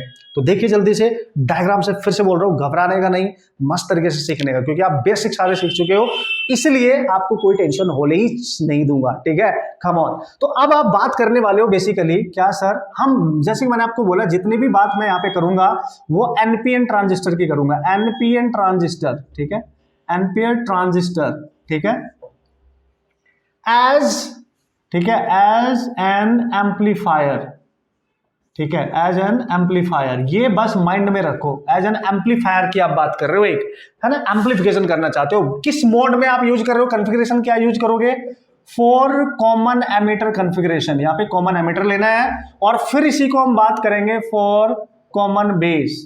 तो इसको एक्सप्लेन करेंगे इन डिटेल और इसकी हेल्प से इसको हम डायरेक्ट समझ सकते हैं। ठीक है, ये हम यहाँ बात करने वाले हैं, यानी जो भी कॉन्फ़िगरेशन मैं यहाँ पे बनाने वाला हूँ वो कॉमन एमिटर वाला केस बनाने वाला हूँ। एनपीएन ट्रांजिस्टर को आप कैसे एम्पलीफायर की तरह काम कर सकते हैं, यूज कर सकते हैं, उसका किस तरीके से इस्तेमाल कर सकते हैं। सिग्नल दिया कम, वीक सिग्नल, और उसको स्ट्रॉन्ग सिग्नल में उसने कन्वर्ट कर दिया। कैसे, देखो भाई, एक ऐसा अरेंजमेंट आपने तैयार किया, मान लिया एक ऐसा अरेंजमेंट है जिसको आपने बोल दिया एम्पलीफायर। एम्पलीफायर क्या लिख रहा हूं मैं, एम्पलीफायर, ठीक है, इसको पावर सप्लाई करी हमने, ठीक है, पावर सप्लाई करी तो ये चलेगा, मतलब वर्किंग में आएगा। फिर इसको हम सिग्नल देंगे, लेट्स से आपने ऐसा सिग्नल दे दिया, आप इसको एसी सिग्नल देना है, ठीक है, एसी सिग्नल देना है। तो एसी सिग्नल इसके पास गया, ठीक है, इस तरीके से, मतलब इसका हम एक फ्लो डायग्राम हम इस तरीके से बनाते हैं, ठीक है, इस तरीके से एक फ्लो डायग्राम यहाँ पे बना होता है। जो आपको आउटपुट सिग्नल मिलेगा, आउटपुट में क्या मिलेगा, जो ये सिग्नल आपने दिया, जो भी दिया, देखो इसका एम्पलीट्यूड देखो, यहाँ से यहाँ तक इतना है, इस तरीके से ये एसी सिग्नल है। तो वो बोलता है कि इसको इस तरीके से बढ़ा के आउटपुट देगा, देखो इसका ये एम्पलीट्यूड इंक्रीज करेगा। और मे भी ये डिपेंड करेगा कि आप कौन से ट्रांजिस्टर की यूज कर रहे हैं। अगर आप एनपीएन ट्रांजिस्टर की यूज कर रहे हो, एनपीएन ट्रांजिस्टर का यूज कर रहे हो, तो जो सिग्नल आपने दिया है वो एकदम आपको हाई एम्पलीट्यूड के साथ मिलेगा। देखो उसका एम्पलीट्यूड इंक्रीज कर गया और रिवर्स हो जाएगा आउटपुट। आउटपुट का जो फेज चेंज होता है यहाँ पे 180 डिग्री का फेज चेंज होगा जब आप एनपीएन ट्रांजिस्टर यूज कर दोगे एज एन एम्पलीफायर। और कॉमन एमिटर का आपका एक तरीके से कॉन्फ़िगरेशन आप यूज कर रहे हो, तो वो डिपेंड करेगा कौन सा है। मतलब इस तरीके से मैं आपको बता रहा हूँ, देखो इसका देखो एम्पलीट्यूड कम है, इसका हाई है, तो एम्पलीफाई करके आपको आउटपुट देगा। दिस इज आउटपुट सिग्नल, ऐसे समझो, ऐसा कुछ हम करने वाले हैं, एक ऐसा अरेंजमेंट हम तैयार करने वाले हैं। तो यहाँ पे बनाऊंगा और उसके रिगार्डिंग जितनी भी बातें होंगी वो सारी यहाँ पे लिखूंगा, बहुत ध्यान से समझने का बॉस, ठीक है। पहले हम सर्किट एज इट इज बनाते हैं जो हम पहले बनाते थे, ठीक है, कूल। जो सर्किट अभी अभी बनाया था उसको आराम से देखो, बस क्या है कहानी क्या है, ठीक है। पहले उसको एज इट इज बनाओ जिससे इजी हो आपके लिए समझना चीजों को। इसको मैं डब्बे पे बंद कर लेता हूं जिससे डेफिनेशन आपकी क्लियर रहे, ठीक है। ये डेफिनेशन आपकी क्लियर रहने वाली है, ठीक है, सिंपल है, ओके। तो ये डेफिनेशन आपके पास रहेगी। अब हम यहाँ बना रहे हैं सर्किट, बहुत इंपॉर्टेंट है ये। तो अभी मैंने यहाँ पे एक रेजिस्टेंस बनाया था, बेस वाला रीजन इनपुट रेजिस्टेंस जिसको कहते थे, एक बैटरी लगा दी थी आपने, ठीक है। फिर और ये अपना गोलू गोलू बना दिया आपने, थोड़ा सा ज़्यादा बड़ा बन गया है, ओके, इस तरीके से। तो इस तरीके से मान लेते हैं, ठीक है, ये बन गया, ठीक है। और ये आपका एमीटर हो गया, ठीक है, इधर फिर ये कलेक्टर रीजन हो गया, ठीक है। अब यहाँ पर जो एमीटर होता था ये, इसको हमने कॉमन करना है, इसके साथ भी कॉमन कर देते हैं, ये इस तरीके से अर्थिंग आपने कर दी। और इधर एक रेजिस्टेंस आप यहाँ पे लोड रेजिस्टेंस यूज करेंगे और ये आपका कलेक्टर वाला रीजन है, दिस इज सी। और यहाँ पे एक बैटरी आप यूज करते थे, आप देख सकते हैं, ठीक है, क्योंकि आपने कलेक्टर रीजन को आपने रिवर्स बाइजिंग में करना है और एमिटर रीजन को फॉरवर्ड में करना है। देखो माइनस इसका ई से कनेक्ट है और प्लस इसका यहाँ बेस से कनेक्ट है, नो प्रॉब्लम एट ऑल। इस तरीके का सर्किट हमने सिंपल सा प्यारा सा बना लिया था। आपको जो आउटपुट मिलेगा वो यहाँ मिलेगा, इसके अक्रॉस इस तरीके से आउटपुट जो होगा। तो जो भी आउटपुट मिलेगा आपको we not, we have to calculate that value, है ना, वो एम्पलीफाई होके जो भी आएगा, ठीक है, जो भी पूछेगा। ये आपका लोड रेजिस्टेंस है, यानी आउटपुट साइड में, कलेक्टर की साइड में जो रेजिस्टेंस होगा वो ये है आपका। और ये VCC लिखते थे हम, अभी अभी लिखा इसको VBB लिखते थे हम, ठीक है। और यहां पे आप इनपुट फेड करोगे AC से, यहाँ पे इनपुट दे दोगे, ये इनपुट वोल्टेज हो गया, इनपुट AC। इस तरीके से थोड़ा समझो आप, ठीक है, इस तरीके से थोड़ा समझो कि एक सर्किट तरीके से आपके पास बन के तैयार हो गया। और ये जो एरे लगा ये एमीटर की तरफ लगा और एमीटर को आपने क्या कर दिया, कॉमन कर दिया, कॉमन एमीटर की कॉन्फ़िगरेशन है। तो एम्पलीफाई कराने के लिए जो इनपुट आपने दिया होगा वो एम्पलीफाई कराना है हमने, यहां पे आपको आउटपुट मिलने वाला है। Very very very important. तो दोस्तों ये आपका इनपुट रीजन होता है, ये आपका आउटपुट रीजन होता है। इस रीजन में जो रेजिस्टेंस है इसको इनपुट रेजिस्टेंस के नाम से आप जानते हैं और इसको आप आउटपुट रेजिस्टेंस के एक तरीके से नाम से यहाँ पे जानेंगे, ठीक है, नो प्रॉब्लम। तो ये सिचुएशन है आपके पास, वेरी क्लियरली आप देख सकते हैं, वेरी क्लियरली। और बीई रीजन में जो वोल्टेज ड्रॉप होता था, मैंने आपको बताया था, ये पूरा जो यहां से यहां तक होगा उसको हम बीई लिखते थे, और यहाँ पे सीई रीजन में जो वोल्टेज पूरा का पूरा ये लिखते थे हम यहाँ पे उसको वीसीई लिखते थे, या ऐसे लिख लो या ऐसे लिख लो, आपकी मर्जी है। इतना आपको बिल्कुल क्लियर होना चाहिए। ये सर्किट है, बस एडिशनली मैंने एक इनपुट यहाँ पे एसी फॉर्म में फेड किया जिसको एम्पलीफाई कराना है, और जब ये इससे जाएगा तो यहाँ पे जो आउटपुट मिलेगा वो आपको एम्पलीफाई होकर मिलने वाला है। इससे ज्यादा आपने बहुत डिटेल एनालिसिस बिल्कुल भी करनी है, इंजीनियरिंग नहीं करनी इसकी, ठीक है, इतना समझो, बात खत्म। अब पूछा क्या जाएगा ये सोचो। तो सबसे पहले हम यहाँ पे दोस्तों फोकस कर रहे हैं इसके ऊपर, वेरी इंपॉर्टेंट। जितनी भी चीज पूछ सकता है मैं वो लिख रहा हूं यहां पे, ठीक है। तो सबसे पहला आपसे जब भी बात करें एनपीएन ट्रांजिस्टर, ठीक है एज एन एम्पलीफायर, जब भी कभी बात करें एम्पलीफायर की, बहुत ध्यान से समझियो, है बहुत मजा आने वाला है।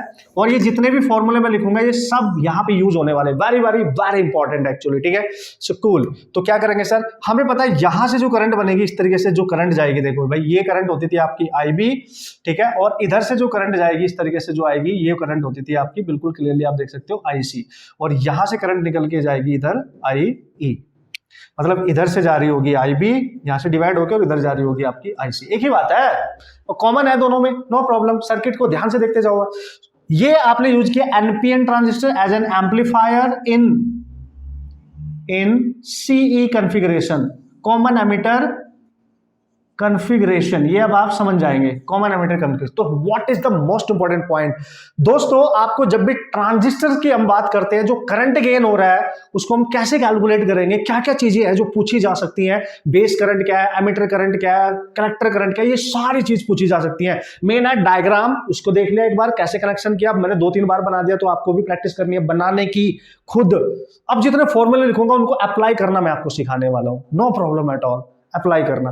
पहला क्वेश्चन जो आपसे पूछा जा सकता है वो पूछेगा करंट गेन, इस कॉन्फ़िगरेशन में बार बार नहीं लिखूंगा अब, ठीक है, ये आप ध्यान से मान के चले।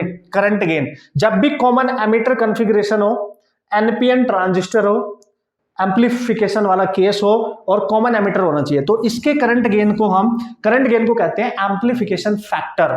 ये जो मैं बोल रहा हूं उसको लिख भी लेना, एम्पलीफिकेशन फैक्टर, ये करंट गेन दो तरीके से हम डिनोट करेंगे, एक डीसी करंट और एक एसी करंट। तो सबसे पहले अगर केवल बोला करंट गेन, इसको बीटा से डिनोट करते हैं। जब भी कॉमन एमिटर का कॉन्फ़िगरेशन होगा हमेशा बीटा का यूज करना। तो ये दोस्तों होता है, देखो कैसे याद रखना है, सबसे पहला बता रहा हूं क्या पूछेगा आपसे, करंट गेन बीटा, और ये एसी वाला होता है एसी, ठीक है, एसी, ठीक है। अगर वो एसी की बात कर रहा है, मान ले करंट गेन एसी की बात कर रहा है, तो एसी चूंकि भाई चेंज हो रही है, आपने एसी यहां पे अप्लाई करा है, तो हम यहां पे लेते हैं small change in collector current over small change इन, देखो ये कॉमन एमीटर है तो एमीटर की करंट ना लेके बेस की करंट लेते हैं। यहाँ पे पहचान करने का तरीका बता रहा हूं, फॉर्मूला भूलोगे नहीं कभी भी, ठीक है। तो जब भी कॉमन एमिटर कॉन्फ़िगरेशन होगा और एनपीएन ट्रांजिस्टर यूज हो रहा होगा एम्पलीफिकेशन के लिए, तो जो बीटा होता है वो करंट गेन होता है। और अगर चेंज दे रखा है करंट, मान्य उसने बोला ना कलेक्टर करंट ना स्मॉल अमाउंट से चेंज हो रही है, और 2 कलेक्टर करंट दे रखी है, तो 2 बेस करंट दे रखी होंगी, तो समझ जाना एसी वैल्यू निकालनी है आपने, एसी करंट गेन निकालना है, यानी करंट गेन निकालना है एसी वाला, ठीक है। मतलब इसको करंट एम्पलीफिकेशन फैक्टर भी कहते हैं। लेकिन अगर वो बोलता है एसी की बजाय डीसी निकालो जी, तो डीसी में तो चेंज होगा नहीं, तो सीधा लिख देना आईसी ओवर IB, सबसे ज्यादा यूज होगा वैसे इसका, ठीक है। तो जब वो बोले 2 चेंज करके करंट देगा तो इसका यूज होगा, नहीं तो नॉर्मली हम इसी का यूज करते हैं। तो यार याद रखने का बेहतरीन तरीका क्या है, कॉमन एमिटर है तो एमिटर कॉमन है, तो आईसी को हमेशा, यानी ये जो करंट होती है आईसी कलेक्टर वाली, उसको हमेशा बेस से डिवाइड करना है कॉमन एमिटर के लिए, बात खत्म। पहला point you have to remember, very important. दूसरा दोस्तों, ठीक है, बस एक चीज याद रखना, देखो ये वाला याद रखना, अगर वो एनपीएन है, अगर दोस्तों वो हुआ, अगर उसने बोला कि सर एनपीएन ट्रांजिस्टर तो है लेकिन इन कॉमन बेस कॉन्फ़िगरेशन है, भाई कॉमन बेस, एनपीएन ही होना चाहिए पर कॉमन बेस कॉन्फ़िगरेशन है कॉन्फ़िगरेशन, जिससे आपको याद रहे, इसलिए एक साथ लिख रहा हूं मैं, और इसी को याद रखना, इससे ज्यादा कुछ भी नहीं याद रखना। तो आपसे यहां पूछेगा करंट गेन, एनपीएन ही ट्रांजिस्टर है पर कॉमन किया आपने बेस को, है ना, बेस को कॉमन किया कलेक्टर और इमीटर के साथ, जबकि यहाँ पे हमने किसको कॉमन किया था, एमीटर को। ठीक है, तो अगर वो एनपीएन ट्रांजिस्टर की बात करें दोस्तों और कॉमन बेस हो तो इसका जो करंट गेन होता है उसको डिनोट करते हैं अल्फा से, और अल्फा को आप लिख सकते हो, अगर लिखना है डीसी तो अल्फा को लिखेंगे आईसी ओवर, चूंकि ये कॉमन बेस है तो एमीटर करंट से डिवाइड कर दो, और अगर इसकी एसी लिखनी है तो obviously delta IC small change over delta IE, बात खत्म बॉस। तो इन दोनों में डिफरेंशिएट क्रिएट कर पाओगे आप इजीली, मैन इजीली डिफरेंशिएट कर सकते हो यार। जितने फॉर्मूले लिखोगा सबका यूज होगा, सब पे डिपेंडेंट न्यूमेरिकल आते हैं और कैसे कैसे क्वेश्चन आते हैं वो सब सिखाने वाला हूं, बस देखते जाओ पहले। ठीक है, अब इससे ज्यादा इसमें कुछ भी नहीं करना है कॉमन बेस वाले केस में, इससे ज्यादा कुछ भी नहीं करना है, बस उसका करंट गेन वाला एम्पलीफिकेशन फैक्टर याद रखना है, अल्फा से डिनोट करेंगे। किसी बुक में अल्फा बीटा जो भी जिस तरीके से दिए होंगे कंफ्यूजन नहीं होने का, जो बता रहा हूं बस उसको ध्यान देने का। अलग अलग किताबें अलग जगह से पढ़ोगे तो वो लिखने का तरीका अपना अपना सबका अलग अलग होता है, भी क्या पता उन्होंने इसको बीटा मान लिया उसको अल्फा मान लिया हो, ऐसा हो सकता है, तो आप कंफ्यूज हो जाएंगे, नो प्रॉब्लम। तो करंट गेन अल्फा, बट कौन से केस में, एनपीएम ट्रांजिस्टर होना चाहिए, एनपीएन और कॉमन बेस होना चाहिए, और उसका फॉर्मूला क्या लिखेंगे, कलेक्टर डिवाइड बाई एमीटर। देखो जिसका बेस कॉमन, मतलब जो कॉमन किया उसकी करंट ना लेके दूसरी वाली लेते हैं, तो आईसी को हमेशा आई से डिवाइड करेंगे, अगर वो कॉमन एमीटर है तो आईसी को हमेशा आईबी से डिवाइड करेंगे। इतनी बात आपके भेजे में जा चुकी होगी, अब कोई टेंशन ही नहीं है। ठीक है, अब क्या पूछेगा सर, अब क्या पूछ सकता है, देखो हमें पहले से ही पता है जो नेट करंट होती है वो इन दोनों का सम होती है, तो हमें पहले से ही पता है। ये तो आपको मतलब पूरा दिमाग में रखना पड़ेगा ना कि जो आपकी नेट करंट है एमीटर की, एमीटर करंट वो हमेशा आईबी प्लस आईसी, इसके बिना तो काम ही नहीं चलेगा ना, ये तो आपने हमेशा याद रखना है। ठीक है, कूल ना। अब देखो यहां से मैं क्या कर रहा हूं, इसको हटाता हूं, ये तो आपको समझ आने के लिए मैंने बता दिया। ठीक है, अब यहाँ पे कमाल कमाल की चीजें आने वाली है, बहुत सारे वो फॉर्मूले मैं यहाँ पे लिखने वाला हूं एक साथ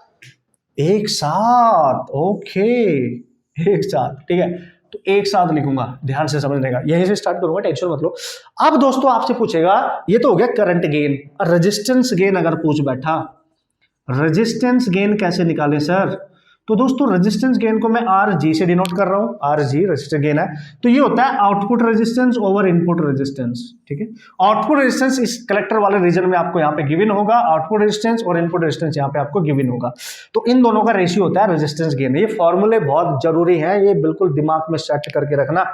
तीसरा दोस्तों आपसे पूछेगा, सबसे इंपॉर्टेंट बात तो ये हो ही चुकी है दोनों केस में। ठीक है, अब ये जितने फॉर्मूले लिख रहा हूं सब इधर भी वैलिड है इधर भी वैलिड है, बस इसके करंट गेन को अल्फा से डिनोट करेंगे, कॉमन बेस है तो आईसी बाई आई लिखते हैं, कॉमन एमीटर है तो आईसी बाई आई भी लिखते हैं, बस खत्म। बाकी इसमें आपने टेंशन नहीं लेनी है, अल्फा बीटा ध्यान रखना, बात खत्म। ठीक है, अब यहाँ पे अगर आपसे पूछ ले वोल्टेज गेन, तो भाई वोल्टेज गेन कैसे निकालोगे, इसको मैं लिखूंगा वीजी, तो output voltage over input voltage, इससे निकालेंगे सर। और जब आउटपुट वोल्टेज यहां से आप निकालोगे उसकी वैल्यू पुट करोगे, डिवाइड बाय इनपुट वोल्टेज जो भी आपको दे रखा होगा यहाँ पे। ठीक है, तो इसको हम बीटा के टर्म्स में कन्वर्ट कर सकते हैं, तो ये आएगा बीटा इनटू रेजिस्टेंस गेन, ऐसे भी लिख सकते हो आप। Very important formula, this is very important formula. ठीक है, ये भी याद रखने का, ये भी याद रखने का, सब कुछ याद रखने का, जब न्यूमेरिकल करेंगे सबको सिखाऊंगा, डायग्राम याद रखने का। ठीक है, तो ये हो गया। ठीक है जी, voltage gain in terms of beta, beta क्या है, करंट गेन, कौन से केस में, कॉमन एमीटर, कौन सा केस है, एनपीएन ट्रांजिस्टर, समझ गए, यस। और चूंकि बीटा लिखा है तो डीसी लेते हैं हमेशा। ठीक है, तीसरा आएगा आपका पावर गेन, बस लास्ट है पावर गेन। इतने क्वेश्चंस आपसे पूछे जाएंगे, ध्यान रखना, और इसके बाद दो एक्सप्रेशन बताऊंगा, बस ये देखो डिवाइड कर दिया है, तो उससे टिपिकल से टिपिकल क्वेश्चन भी फिर हम कर सकते हैं। कूल, तो ये हो गया सर पावर गेन। अच्छा सर इसको किससे डिनोट करोगे, पीजी से, तो इसको कैसे निकालोगे, भाई पावर क्या होती है, आउटपुट अपॉन इनपुट, गेन निकालना है अगर, तो इसको आपने कन्वर्ट करने की जरूरत नहीं है वैसे है, मैं आपको डायरेक्ट बता रहा हूं कैसे याद रखना है। तो इसको आप याद रख सकते हैं दोस्तों, beta square into resistance gain, या अगर रेजिस्टेंस गेन दे रखा है तो बीटा का स्क्वायर करना पड़ेगा पावर गेन निकालने के लिए, या अगर आपको वोल्टेज गेन दे रखा है तो बीटा इंटू वोल्टेज गेन भी लिख सकते हो। है, वोल्टेज गेन की ही तो वैल्यू मैंने यहाँ पुट करी होगी, तभी तो बीटा स्क्वायर बना होगा। तो ये याद रखने, बस इतनी मेहरबानी कर लेना, इतने फॉर्मूले याद रख लेना। मचा डालेंगे हम, मचा डालेंगे, स्टार मैंने लगा दिए सब पे। ठीक है, स्टार मैंने लगा दिए सब पे। ठीक है, very very very very important. Cool, अब दोस्तों कभी कभी क्या होता है, देखो वैसे तो यहाँ पे केवीएल यूज करना पड़ेगा, अदरवाइज आपको ये इनपुट वाला जो रीजन है, ये आउटपुट वाला जो रीजन है, केवीएल। कभी कभी क्या होता है, अगर आपको मान लिया करंट हमें नहीं निकाल पा रहे हम किसी भी वजह से, और कि फिर किस तरीके से बात करेंगे, तो जब भी आपसे बेस करंट की बात करें, ध्यान से समझना, बेस करंट की, और आपको ये बीबी वोल्टेज गिवन हो और बी और एमिटर रीजन जो फॉरवर्ड वाइजिंग होता है उसका वोल्टेज गिवन हो, तो याद रखना हमेशा आपने बीबी वोल्टेज में से बीई वोल्टेज को सब्ट्रैक्ट करना है, बेस एमिटर रीजन वाले को, डिवाइड में जो इनपुट रेजिस्टेंस होगा उससे आपने आरबी वाले रेजिस्टेंस से आपने डिवाइड करना है और डायरेक्ट यहां से आपकी आईबी करंट आ जाएगी। ये याद रखना, और ये यूज होगा इनपुट वाले, इसमें आउटपुट रीजन में नहीं, इनपुट वाले रीजन में, बेस एमिटर रीजन में हमेशा याद रखना, इससे निकालेंगे अगर ये वोल्टेज गिवन होंगे। और इधर आरबी का मतलब जो बेस से कनेक्टेड जो रेजिस्टेंस है ना, input resistance you can say, तो वो आप यहाँ पे यूज करने वाले हैं, वेरी इंपॉर्टेंट। अच्छा सर कलेक्टर रीजन में कौन सी करंट फ्लो कर रही है? आईसी, तो इस वाले रीजन में आईसी है, तो अगर आईसी निकालनी पड़े और आपको कोई इंफॉर्मेशन नहीं गिवन है लेकिन वोल्टेज दे रखे हैं, तो क्या करेंगे? तो वेरी इंपॉर्टेंट बात मैंने आपको पहले बताई थी कि ये जो वोल्टेज होता है आउटपुट, ये VCE के इक्वल ही होता है, ठीक है। और इसको आप निकाल सकते हैं सीसी वाला वोल्टेज जो है, ये वाली बैटरी जो कलेक्टर रीजन में जो बैटरी, कलेक्टर वाली जो बैटरी है, VCC में से VCE कलेक्टर एमिटर रीजन का वोल्टेज को सब्ट्रैक्ट करेंगे और उसी के जो रेजिस्टेंस होगा गिवन, ये लोड रेजिस्टेंस यानी RC से आप डिवाइड कर सकते हैं, जो कलेक्टर रीजन का जो रेजिस्टेंस गिवन होगा, इस रीजन में जो रेजिस्टेंस गिवन होगा इस बैटरी के साथ, वो आप यूज करेंगे। और यहां से डायरेक्ट ये दो फॉर्मूले याद रख लेना, अदरवाइज आपको यहाँ पे KVL यूज करना पड़ेगा। वो करना वही है यार, क्यों करना, क्यों लेंथी प्रोसेस करना, मैंने डायरेक्ट बता दिया, आप डायरेक्ट याद रखें यार, क्वेश्चन तो वैसे ही हो जाना है आपका, ठीक है। केवल अप्लाई करो ना करो, ये मेन है, बस ये मेन है, सिचुएशन मेन है। मैं बहुत फोकस कर रहा हूं, बार बार ध्यान दे रहा हूं कि किस तरीके से आपने इस पर ध्यान देना है। एनपीएन ट्रांजिस्टर होना चाहिए, ठीक है। अगर सर एनपीएन ट्रांजिस्टर है कॉमन एमीटर, तो करंट गेन बीटा एम्पलीफिकेशन के केस में। अगर एनपीएन ट्रांजिस्टर है कॉमन बेस, तो करंट गेन अल्फा होगा। अब बेस कॉमन है तो IC बाई IE लेंगे, क्योंकि बेस को तो कॉमन कर दिया तो IE, और अगर कॉमन एमिटर है तो IC बाई IB लेंगे। ये क्लियर, ये बिल्कुल कंफ्यूजन नहीं होना चाहिए, वेरी इंपॉर्टेंट। अब ये जो करंट गेन है यानी एम्पलीफिकेशन फैक्टर है, अल्फा एंड बीटा, इनमें क्या रिलेशन होता है, वेरी इंपॉर्टेंट। ये निकालने की जरूरत तो है नहीं, वैसे आपको कोई जरूरत नहीं है, मैं डायरेक्ट ही आपको बता रहा हूं, ठीक है। अगर आपने देखना है तो देखो ध्यान से, आप क्या करेंगे दोस्तों, ध्यान से देखना। मैं इसलिए इसको मिटा नहीं रहा हूं जिससे सारी चीजें आपके दिमाग में रहे, यहीं से आप देखते रहे हर चीज को। वो बोलता है अल्फा और बीटा में रिलेशन बताओ, what is the relation between alpha and beta. तो आपको पता होना चाहिए बीटा किसके लिए यूज होता है सर, कॉमन एमिटर के लिए। एनपीएन ट्रांजिस्टर होना चाहिए, कॉन्फ़िगरेशन जो होना चाहिए कॉमन एमिटर होना चाहिए। और सर अल्फा किसके लिए यूज होता है, कॉमन बेस के लिए। एनपीएन ट्रांजिस्टर होना चाहिए एम्पलीफिकेशन के लिए, है कि नहीं। तो कूल, तो देखो ये इक्वेशन देखो आपके पास ये है, तो I is equal to IB plus IC।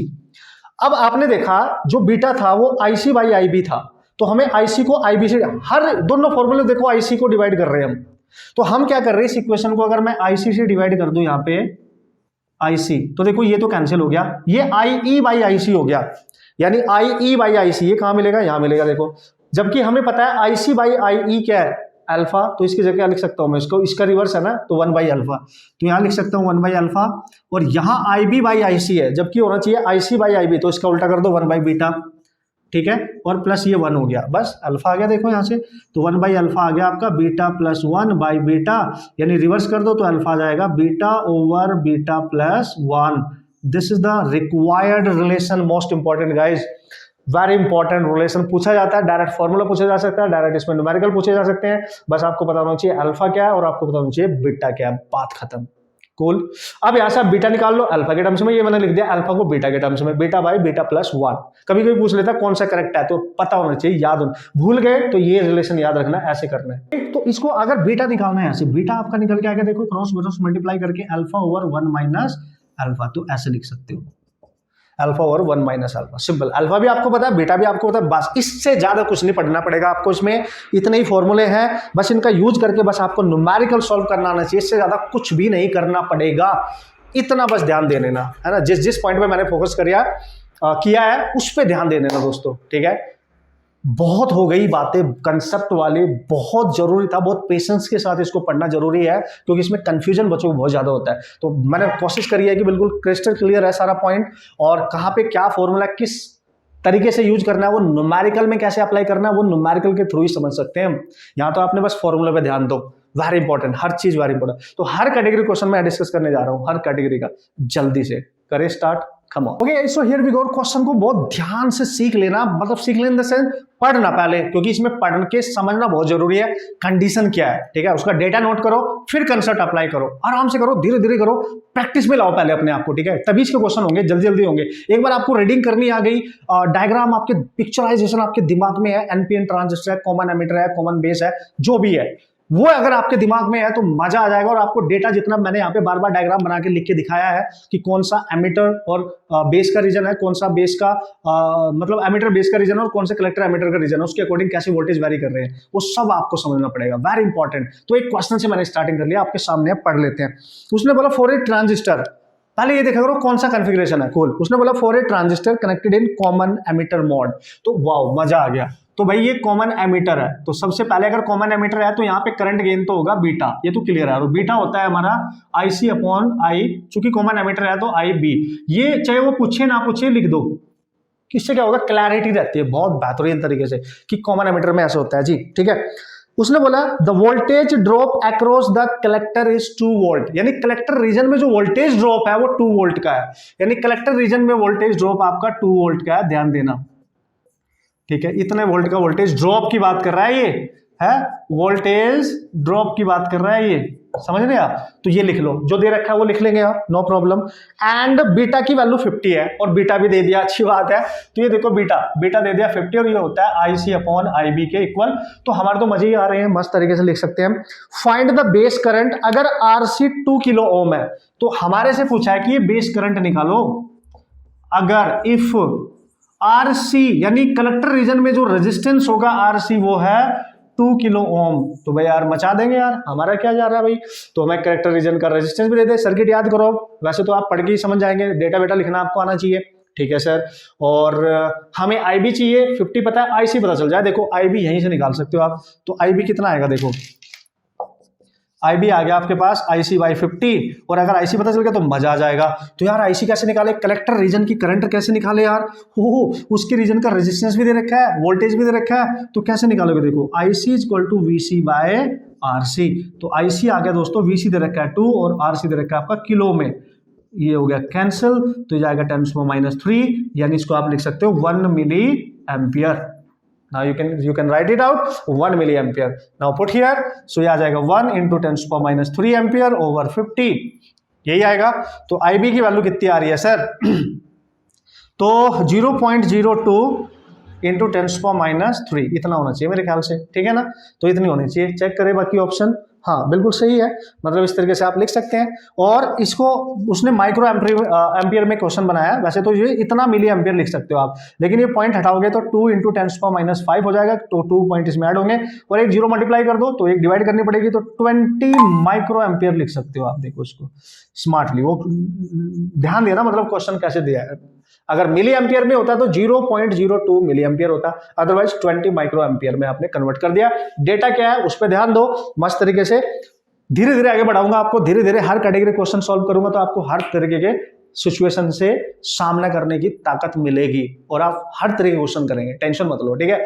बस प्रैक्टिस करो, और जाके जितने भी क्वेश्चन आए हैं आपके नीट में, जेईई में, प्रीवियस ईयर में बहुत सारे क्वेश्चन आए हैं, वो सारे आपने सॉल्व करने हैं। फिर कम ऑन आगे बढ़ते हैं। Okay, so here we go, this is the next question, very important type of category question, इससे आपके फंडे और क्लियर हो जाएंगे, है ना। ये क्वेश्चन एक एज इट इज मैंने ले लिया, एक एनसीईआरटी की बहुत बेहतरीन सी प्रॉब्लम ये मानी जाती है, और इसमें जितने भी पार्ट है उन पर हम सब पे फोकस करने वाले हैं, और उससे क्या होगा, आपका जितना भी कंसेप्ट आपने सीखा उसमें क्या क्या आ सकता है एग्जामिनेशन में, वो सब यहाँ से आपको क्लैरिटी हो जाएगी मस्त तरीके से, कूल। तो उसने बोला कि for a common emitter transistor amplifier, या तो ट्रांजिस्टर एम्पलीफायर है, वो कॉमन एमिटर की बात कर रहा है, अच्छी बात है सर, कॉमन एमिटर की बात कर रहा है। Okay, the audio signal voltage across the collector resistance of 2 kilo ohm is 2 volt, यानी यहां पे आउटपुट वोल्टेज दे रखा है आपको, कॉमन एमिटर का केस है, और आउटपुट वोल्टेज दे रखा है 2 वोल्ट, ठीक है। क्योंकि उसने बोला कि भाई audio signal voltage across the collector resistance, तो कलेक्टर मतलब आउटपुट वाला रीजन हो गया आपका एक तरीके से, किसके across, resistance of 2 kilo ohm, यानी रेजिस्टेंस जो है RC, ठीक है, जिसके अक्रॉस आप बात करो दैट इज 2 किलो ओम, है ना, उसकी वैल्यू दे रखी है आपको 2 किलो ओम, नो प्रॉब्लम, ठीक है। और उसके अक्रॉस जो वोल्टेज आउटपुट आपका 2 वोल्ट का है, ऑब्वियसली यार मैंने आपको बताया था, प्री नोट से हम डिनोट कर देंगे। If current amplification factor is 100, common emitter में करंट एम्पलीफिकेशन फैक्टर होता है बीटा। बस हर चीज आपको नोट डाउन करनी आनी चाहिए, उसके बाद तो कोई टेंशन ही नहीं है, ठीक है। अब वो क्या बोल रहा है, okay, find the input signal voltage. यार इनपुट सिग्नल वोल्टेज पूछ रहा है, और इनपुट सिग्नल वोल्टेज निकालने के लिए आपको क्या करेंगे, देखो ध्यान से, आपको एक आउटपुट वोल्टेज दे रखा है और इनपुट पूछ रहा है। पहले केस में इनपुट पूछ रहा है, आगे बढ़ते हैं, क्या पूछ रहा है, बेस करंट पूछ रहा है, बेस करंट पूछ रहा है, निकाल लेंगे कोई टेंशन नहीं है। फिर क्या पूछ रहा है, पावर गेन पूछ रहा है। देखो मजा नहीं आ गया, सारी चीज यहीं से मिलेगी, पावर गेन। फिर क्या पूछ रहा है, बट कुछ नहीं पूछ रहा है, तो बेस रेजिस्टेंस उसने दे रखा है, बेस रेजिस्टेंस गिवन है, तो बेस रेजिस्टेंस भी गिवन है, यानी यहां पे आप रेजिस्टेंस बेस का गिवन है, कितना है भाई, 1 kilo ohm. This is 1 kilo ohm, base resistance given है। इसका मतलब क्या होता है, बेस रेजिस्टेंस मतलब बेस रीजन किधर होता है, base emitter region input side, तो ये इनपुट रेजिस्टेंस है एक तरीके से, ध्यान देना, जैसे ये आउटपुट रेजिस्टेंस है वीसी साइड, वीसी है ना, वीसी वाला, ठीक है, वीसी साइड, तो ये इनपुट रेजिस्टेंस है एक तरीके से, कंफ्यूज नहीं होने का बॉस, ठीक है। बेस वाला लिखा है तो इनपुट है, बात खत्म, बात खत्म, ठीक है। अब ये कैसे निकालोगे आप, देखो इनपुट वोल्टेज चाहिए तेरे को, इनपुट वोल्टेज कैसे निकालें, सर आउटपुट पता है, इनपुट और बीटा पता है, याद करो, याद करो, अभी लिखा था हमने, याद करो, हमने लिखा था वोल्टेज गेन, वोल्टेज गेन होता था बीटा इंटू रेजिस्टेंस गेन, और जो वोल्टेज गेन होता है उसको हम लिख सकते हैं output voltage upon input voltage, लिख सकते हैं। और बीटा दे रखा है आपको 100, और रेजिस्टेंस गेन होता है output resistance upon input resistance, ये हमें दे रखा है 2 वोल्ट, और वी आई हमने निकालना है, तो ये आ जाएगा 100 into R naught, R naught का मतलब आउटपुट रेजिस्टेंस, आउटपुट मतलब ये वाला आर सी, ये आपका आउटपुट साइड में रेजिस्टेंस, दैट इज 2 इंटू 10⁻³ है कि नहीं। और जो इनपुट रेजिस्टेंस है मतलब बी वाला, यानी बेस वाला रेजिस्टेंस, तो ये है 1000, यानी 1 इंटू 10⁻³, ये हो गया बॉस कैंसिल, क्लियर, क्लियर है, कूल। तो अब क्या करेंगे सर, चलो यहीं पे कर देता हूं, तो 2/Vi, ठीक है, this is 2/Vi is equal to 100 into 2, ठीक है, तो ये 2 से 2 कैंसिल, तो Vi दोस्तों आपके पास आ जाएगा, Vi सही किया ना मैंने, पक्का पक्का चेक कर लेना बॉस, तो 1/100 इतना वोल्ट, यानी इसको लिख सकते हो आप 0.01 वोल्ट, कूल। तो 0.0 वोल्ट पक्का चेक करें, यस क्लियर है। तो इतना वोल्टेज था आपका, इतना मिनिमम वोल्टेज था, जबकि आउटपुट में आपको कितना मिला, 2 वोल्ट मिला है, आउटपुट में 2 वोल्ट मिला, इनपुट दिया था कितना कम, 0.01 वोल्ट, और आउटपुट में एम्पलीफाई होकर इतना मिला, ये है एम्पलीफिकेशन, देखो कितना ज्यादा मिला आपको, ठीक है, कूल। अब क्या करेंगे, अब तो इजी है, जो भी पूछे देखो, अब तो इजी है। अब क्या पूछ रहा है, बेस करंट, तो सर बेस करंट कैसे निकालेंगे, देखो बीटा दे रखा है हमें, अब बीटा होता है हमारा आईसी अपॉन, चूंकि बीटा है कॉमन एमीटर तो आईबी, तो सब कुछ तो दे रखा है, आईसी निकाल सकते हैं हम, यहाँ से आईसी निकाल सकते हैं सर। आईसी के लिए हमें क्या चाहिए, आईसी के लिए हमें आउटपुट वोल्टेज चाहिए और आरसी, अरे यार मजा ही आ गया, तो आईसी देखो यहीं से निकाल लो, आईसी को आपको चाहिए वीसी और आरसी, वीसी मतलब आउटपुट साइड का वोल्टेज कितना है, 2 है, 2 ही है, और आरसी कितना है सर, ये रहा 2 किलो, तो 2 इंटू 10⁻³ हो गया कैंसिल, तो आईसी आ गई -10⁻³, यानी इसको लिख सकते हो 1 मिली एम्पियर, ये भी तो लिख सकते हो, तो यहां से पुट कर दो बस। अभी तो सॉल्व किया था पिछले वाले क्वेश्चन में, तो आई बी आ गया आपका आईसी 1 मिली यानी 10⁻³ और बीटा दे रखा है आपको 100, ठीक है। तो इसको कैसे लिखोगे आप, इसको लिखोगे 0.01, देखो 100 से डिवाइड करो और ये तो मिल गया मिली एम्पियर, ऐसे ही लिख दो, ठीक है। माइक्रोम बनाना होगा तो माइक्रोम देख लेना, अदरवाइज मिली एम्पियर हो गया, ये भी हो गया यार। तो देखो फॉर्मूले का एप्लीकेशन करना आना चाहिए, डेटा यूज करना आना चाहिए, बात खत्म। सारे फॉर्मूले सिखा रहा हूं मैं आपको, how to use this formulas.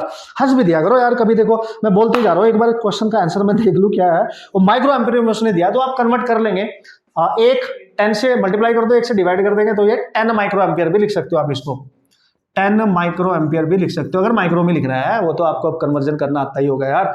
अब हम निकाल सकते हैं पावर गेन, ला क्या बात करते हैं सर, पावर गेन तो हम 4 डालेंगे, चलो यहां निकालते हैं। पावर गेन का जो फॉर्मूला होता है मैंने आपको दिखाया था अभी, बीटा का स्क्वायर इंटू या तो लिखो रेजिस्टेंस गेन, इसी से कर लो, चलो ठीक है। तो पावर गेन आप लिखोगे बीटा है 100 का स्क्वायर कर दो, रेजिस्टेंस गेन का मतलब ये वाला, ये आउटपुट अपॉन इनपुट, तो ये आउटपुट कितना है आरसी वाला, यानी 2 किलो ओवर, अगर इनपुट भी किलो में है तो किलो किलो कैंसिल हो जाएगा, तो 1, तो दिस इज 1, तो पीजी आपका आ गया, देखो 100 का स्क्वायर का मतलब 4 इंटू 2, ठीक है। वेरी इंपॉर्टेंट गाइज, तो ये आप लिख सकते हो 20 किलोवाट, इतना पावर गेन होगा, 20 किलोवाट ही होना चाहिए पक्का, मतलब 20 किलोवाट यही होगा ना, पक्का 100 का स्क्वायर है यार, 100 का स्क्वायर है। लेकिन पता है क्या पंगा हो गया है, क्या पंगा हो गया, मैंने कुछ गड़बड़ लिखा है। 2 किलो था वो, 2 किलो ओम, और ये 1 किलो ओम था। ठीक है, कोई बात नहीं, ठीक है, इट्स ओके। तो ये इस तरीके से आप बना सकते हो, मतलब एक तरीके से 20,000 वॉट का पावर गेन यहाँ पे आपको मिल रहा है। मतलब आप जस्ट फॉर्मूले पे ध्यान रखिए, कैलकुलेशन पे ध्यान रखिए, कंडीशन पे ध्यान रखिए, कौन सा कॉन्फ़िगरेशन है उस पे ध्यान रखिए, उसके बाद तो आपका क्वेश्चन करेक्ट होने ही वाला है, कोई नहीं रोक सकता। ठीक है, तो 2 कैटेगरी क्वेश्चन मैंने आप करा दिया, लगभग सारे फॉर्मूले यूज हो गए, और भी करेंगे, टेंशन मत लो। हर कैटेगरी का मैंने बोला, आपको प्रॉमिस किया है हर कैटेगरी का क्वेश्चन कराऊंगा। ठीक है, आगे बढ़े, कौन मजा आ रहा है ना? यस मैन यस, इस पूरे लेक्चर में इसके सारे कंसेप्ट आपके रिवाइव हो जाएंगे और बढ़िया तरीके से। जी देखो ना, अब आपका काम क्या बनेगा यहाँ से कि आप PYQs को जरूर करना है यार, आपको तभी पता चलेगा कैसे कैसे क्वेश्चन करंटली आए हैं या उससे पहले पूछे गए हैं और हम उनको कर पा रहे हैं कि नहीं कर पा रहे। अरे बेहतरीन तरीके से आप उड़ा डालोगे, आप फोड़ डालोगे, फटाफट फटाफट फटाफट है, जाके करो तो जाके। लेकिन अभी नहीं, पूरा लेक्चर देखो पहले, ठीक है? अभी क्वेश्चन बचे हैं मस्त मस्त तरीके से, उनको भी तो फोड़ने वाले हैं। Yes okay boss, so here we go, this is the next question. सबसे पहले देख लेते हैं इसका डेटा क्या है भाई। डेटा जो गिवन है उसको लिख लो, उसके बाद मचा डालो यार। अब क्या टेंशन है यार, अब तो आपको टेंशन लेने का नहीं, अब तो आपको टेंशन आपकी वजह से क्वेश्चन को होनी चाहिए कि यार ये बंदा तो स्ट्रॉन्ग बनता जा रहा है यार, मतलब ये तो हर टाइप का क्वेश्चन सॉल्व कर रहा है। अभी एक ब्रह्मास्त्र क्वेश्चन तो बचा है, जिस टाइप का क्वेश्चन हमारे एग्जाम में बहुत एक अच्छे लेवल का जो क्वेश्चन होता है। ठीक है, तो उसकी कैलकुलेशन भी रिड्यूस करेंगे, टेंशन नहीं है। जितने कॉन्सेप्ट सीखे लास्ट में उनको भी अप्लाई करेंगे, टेंशन नहीं है। पहले इसको देखते हैं जल्दी, बहुत बातें हो गई। ओके, उसने बोला current gain for transistor working, okay, the current gain for a transistor working as common base amplifier. मजा आया? फिर से पढ़ो। उसने बोला current gain for a transistor working as common base amplifier है। समझना, अब की बार कॉमन बेस है, और कॉमन बेस एम्पलीफायर जो होता है उसके केस में जो करंट गेन होता है अल्फा होता था, और आईसी कॉमन बेस है तो आई से डिवाइड करेंगे, और इसकी वैल्यू दे रखी है आपको 0.96, मतलब आईसी बाय आई। अब फेल आ रहा है बॉस, कैसे फॉर्मूले का यूज करना है? Yes sir. उसने बोला if the emitter current is 7.2 milli ampere, emitter current दे रखी है, एमिटर करंट दे रखी है 7.2 मिली एम्पियर है, ये 10⁻³ जो होता है। ठीक है, cool, done done done. Then the base current is, we have to calculate the base current. उत्तरी पंगा हो गया बॉस, पंगा। देखो भाई, अगर यहां पूछता है कलेक्टर करंट तो आई दे रखे, डायरेक्ट मल्टीप्लाई कर देते, आंसर आ जाता। बट चूंकि उसने तो बेस करंट पूछा है तो हमारा क्या जा रहा है यार, पहले आई से निकाल लेते हैं। क्यों? क्योंकि एमीटर करंट होती है आई बेस प्लस आई कलेक्टर। इस फॉर्मूले को कैसे बोल सकते हैं यार, है कि नहीं? तो सबसे पहले हम आईसी कैलकुलेट करेंगे। ठीक है, यहां से आई बी निकालने के लिए आई दे रखा है, माइनस आईसी को यहां पे कर डालेंगे। तो सबसे पहले यहां से निकाल लो यार, तो 0.96 equal to IC over 7.2 milli ampere है तो 10⁻³ तो यहां से आईसी आएगा आपका। तो आईसी आएगा, इसमें मल्टीप्लाई करो 0.96 इंटू 7.2 इंटू 10⁻³, इतनी एम्पियर आएगी। और अगर इसको मिली में लिखना चाहते हो तो मिली एम्पियर आ जाएगी। तो ऑप्शन किस में दिया? मिली एम्पियर में दिया है। तो बस इसको मल्टीप्लाई कर दो ना, तो इसको मल्टीप्लाई करके आईसी कितना आ रहा है ये आपने देखो मल्टीप्लाई करना ही पड़ेगा बॉस। मल्टीप्लाई करने के बाद कितना आएगा, जल्दी से जल्दी मल्टीप्लाई करके बताओ कितना आ रहा है। 6.91 और ये 10⁻³ मिली एम्पियर लिख दो, इतना आना चाहिए। मल्टीप्लाई करके जल्दी फटाफट फटाफट, बचपन में किया था मल्टीप्लिकेशन। आईसी आ गया, यहां पटक दो। तो आई बी कितना आएगा, आई ई कितना है 7.2 माइनस 6.91, इसको सब्ट्रैक्ट कर दो तो आई बी लगभग 7.2 है ना, 6.91। ऑप्शन क्या दे रखा है 0.29 मिली एम्पियर के आसपास आना चाहिए। 29 मिली एम्पियर 0 पॉइंट है, इतनी आपकी करंट इसमें बन जानी चाहिए। बात खत्म। देखो ये आप सब्ट्रैक्ट कराएंगे मिल जाएगा आपको, उनसे टेंशन नहीं लेने का। तो this is how you can apply all the concept. तो फॉर्मूले का एप्लीकेशन कैसे करना है वो भी मैं आपको सिखा रहा हूँ, होले मतलब बढ़िया तरीके से बॉस। अच्छा यार, एक चीज थी मोस्ट इंपॉर्टेंटली, वो मैं आपको भूल गया कंसेप्ट में बतानी। चलो कोई बात नहीं, लास्ट में बता दूंगा, तो लास्ट तक आप देखते रहना। ओके, जल्दी से ये इंपॉर्टेंट पॉइंट भी जल्दी से डिस्कस कर लेते हैं यार, वहां पे मैंने डिस्कस नहीं किया तो कोई बात नहीं, है कि नहीं? 2 क्वेश्चन हमने सॉल्व कर लिया और एक लास्ट का क्वेश्चन अल्टीमेट होने वाला है बॉस, है ना? उस टाइप का क्वेश्चन हमारे एग्जाम में अगर आया तो एक अच्छा लेवल का प्रॉब्लम माना जाता है, उसको भी क्रैक करेगा और बहुत जल्दी क्रैक करेंगे, टेंशन नहीं रहेगा, कांसेप्ट सीख लिया हमने। ठीक है, तो यहाँ पे हमने क्या किया, आउटपुट कैरेक्टरिस्टिक, इस पे क्वेश्चन आने के चांस बने रहते हैं हमेशा। ठीक है, जैसे जेईई मेंस में ऑलरेडी आ चुका है तो नीट में भी आ सकता है, वेरी इंपॉर्टेंट है ना। तो हमने किसके लिए बात कर रहे हैं हम सब, output characteristic for common emitter configuration के लिए बात कर रहे हैं। किसके लिए बात कर रहे हैं? एनपीएन जो ट्रांजिस्टर होगा कॉमन एमिटर के लिए, NPN transistor for common emitter वाले केस की बात कर रहे हैं। तो उसमें जो आउटपुट कैरेक्टरिस्टिक होती है, इसका मतलब होता है करंट और वोल्टेज के बीच में एक रिलेशनशिप वाला ग्राफ बनाना होता है। तो जो हमें ग्राफ देखा गया पहले मैं बना देता हूं, उसमें क्वेश्चन कैसे आएंगे वो भी बताऊंगा, कोई पंगे वाली बात नहीं है, ठीक है। तो कम ऑन सी, देखो उसने बोला कि आउटपुट, देखो इनपुट नहीं है, आउटपुट है, ध्यान देना, क्योंकि इनपुट वाला जो इसका कैरेक्टरिस्टिक होता है बिल्कुल वैसा ही ग्राफ बनता है जैसे डायोड में हमने सिंपल देखा था, ठीक है। तो हमारा जो क्वेश्चन मेनली आता है, जो आएगा वो आउटपुट कैरेक्टरिस्टिक पे आएगा, कॉमन एमिटर एनपीएन ट्रांजिस्टर की हम बात कर रहे हैं। तो एक ऐसा ग्राफ आपको दोस्तों देखने को मिलेगा, यहाँ पे आपने वाई एक्सिस पे लिखना है, देखो आउटपुट है तो हमने आईसी ले ली, क्योंकि ये कलेक्टर करंट होती है तो आउटपुट रीजन की करंट है, और यहाँ पे इनपुट जो आपने जो वोल्टेज अप्लाई कर रहा है तो वो सीई रीजन का होगा, कलेक्टर एमिटर रीजन का होगा ऑब्वियसली, है ना। इसको चेंज करोगे तो करंट चेंज होगी ना आपकी भाई, ठीक है। तो कूल, तो इस तरीके के ग्राफ आपको देखने को मिलता है, इस तरीके से, ठीक है, इस तरीके से, इस तरीके से, इस तरीके से, ठीक है। कुछ ऐसे मान लो, मतलब इस तरीके से आपको ये ग्राफ देखने को मिला, मानने वाले रैंडमली ग्राफ ऐसे बना दिया, ठीक है। तो ये ग्राफ क्या बताने की कोशिश कर रहा है, जब वोल्टेज जीरो था, देखो जब वोल्टेज जीरो था तो करंट भी आपकी जीरो थी और जैसे जैसे वोल्टेज बढ़ा रहे हो तो करंट बढ़ रही है। देखो यहां इस ग्राफ के लिए जो करंट होगी ये होगी, इस ग्राफ के लिए करंट यहां पे होगी, इस ग्राफ के लिए करंट ये होगी, इस ग्राफ के लिए करंट ये होगी। तो ये ग्राफ जो बनाएंगे, ये जो लाइन है क्या बता रही है, बेसिकली जब हम ये ग्राफ बनाते हैं तो उसमें जो बेस करंट होती है उसको हम कांस्टेंट करेंगे, किसी कांस्टेंट बेस करंट के लिए ग्राफ बनाए गए हैं। वेरिएशन हो रहा है यहाँ पे कलेक्टर करंट में with respect to this one, है ना। कलेक्टर और इमिटर बेस का जो रीजन था वो दिमाग में आपके पिक्चर होनी चाहिए, वो जो हमने एनपीएन ट्रांजिस्टर जो बनाया था उसका पता होना चाहिए आपको। तो ये किसके लिए बना है, सपोज करो, देखो ये किसके लिए बना है सर, यहाँ पे जो करंट है ये, और ये करंट है, ये करंट है, ये देखो देखो जैसे जैसे ग्राफ ऊपर को जा रहा है इधर से आईसी बढ़ रही है, आईसी बढ़ रही है, और इधर को आपका वीसीई बढ़ रहा होगा। तो लेट्स सी 10 माइक्रो एम्पियर की बेस करंट है, लेट्स सी हमने मान लिया भाई ये 10 माइक्रो एम्पियर की कोई बेस करंट दे रखी है, तो ये कांस्टेंट पे है। तो जब हम इसको बढ़ाएंगे तो भाई 10 के बाद 20 माइक्रो एम्पियर, 30 माइक्रो एम्पियर, ठीक है, ऐसे आप याद रखिए, दैट इज दिस इज 10 30 40 मान लो 40 माइक्रो एम्पियर। तो देखो इनके बीच में जो डिफरेंस है वो तो भाई 10 ही रहेगा, ऑब्वियसली कांस्टेंट करंट पे हम बात कर रहे हैं, ठीक है ना। कूल, तो जब वो 10 माइक्रो एम्पियर बेस करंट की बात कर रहा था, जिस वोल्टेज पे आप बात करोगे, मान ले यहाँ पे कुछ है, ये 1 मिली एम्पियर है, देखो मिली एम्पियर में है ना, आईसी हमेशा मिली एम्पियर, और ये आपकी माइक्रो एम्पियर में गिरी रहती है। तो 1 के बाद हो गए भाई 2, 2 के बाद हो गए भाई 3, 3 के बाद हो गए भाई 4, इनके बीच का डिफरेंस 1 है, क्लियर है। इस तरीके से ये इंक्रीज कर रही है। तो वो बोलता है कि as VC increases IC increases, ऐसे लिख सकते हो, या at any particular value of VCE if IB जो कांस्टेंट करंट है, this current increases तो IC increases। भाई ग्राफ से तो यही पता चल रहा है हमें, ठीक है ना, ग्राफ से तो यही पता चल रहा है, तो इसको इंक्रीज करोगे तो भाई ये भी इंक्रीज करिए, मतलब कहीं ना कहीं आपको ये इस तरीके का एक सिचुएशन आपको मिल जाएगा। आउटपुट कैरेक्टरिस्टिक की मैं बात कर रहा हूं, नो प्रॉब्लम एट ऑल, ऐसा आप याद रखेंगे, ठीक है, वेरी इंपॉर्टेंट गाइस। अब इसमें न्यूमेरिकल कैसे आएगा वो बताऊंगा। सपोज करो आपसे बोला एनपीएन ट्रांजिस्टर है और आपसे करंट गेन पूछ लिया, ठीक है, आपसे पूछा करंट गेन निकालो जी करंट गेन निकालो जी, तो क्या करोगे भाई, करंट गेन क्या होता है, बीटा, एनपीएन ट्रांजिस्टर है भाई, करंट गेन बीटा होता है भाई, तो कैसे लिखेंगे, delta IC over delta IB. याद करो एनपीएन ट्रांजिस्टर के केस में जब कॉमन एमिटर होता है तो आईसी यानी small change in collector current और the small change in base current निकाल लेना है, यहीं से आ जाएगा यार, क्या बात कर रहे हो यार, है कि नहीं। तो इसी टाइप का क्वेश्चन ऑलरेडी आ चुका है, तो कंसेप्ट भी समझा रहा हूं और एक तरीके से क्वेश्चन भी हो गया, इस ग्राफ के थ्रू ही निकाल सकते हो आप, है ना। इस ग्राफ के थ्रू इस तरीके का ग्राफ गिवन होगा, क्वेश्चन गिवन होगा, एडिशनली करने की जरूरत ही नहीं आपको। तो अगर आपको बीटा पूछा गया तो कैसे करोगे, है कि नहीं, तो देखो यहीं से निकाल लो।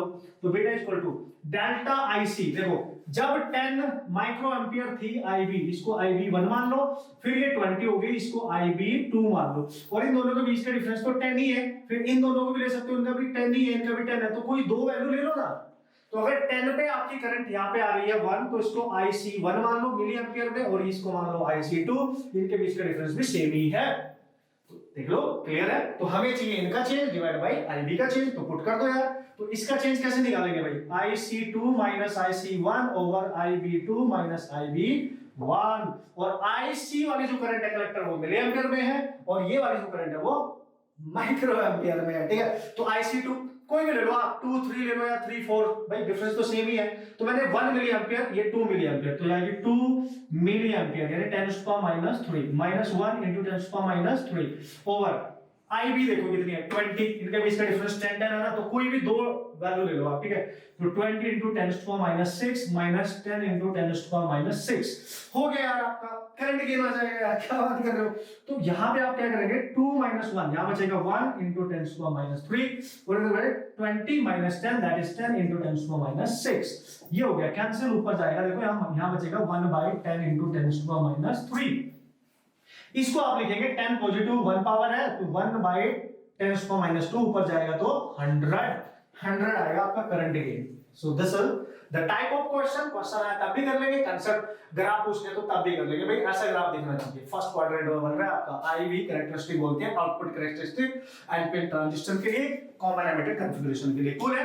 तो एक लास्ट क्वेश्चन बस करना है, वो बहुत जरूरी है, बहुत शानदार क्वेश्चन है यार, क्या बात कर रहे हो, जल्दी से उड़ाएंगे, देख के डरने का नहीं, बस कंसेप्ट मैंने आपको सारे सिखा दिए, देख के। अच्छा एक पॉइंट हो रहेगा, वो तो मैं भूल ही आपको बताना, वेरी इंपॉर्टेंट, ध्यान से आ जाओ।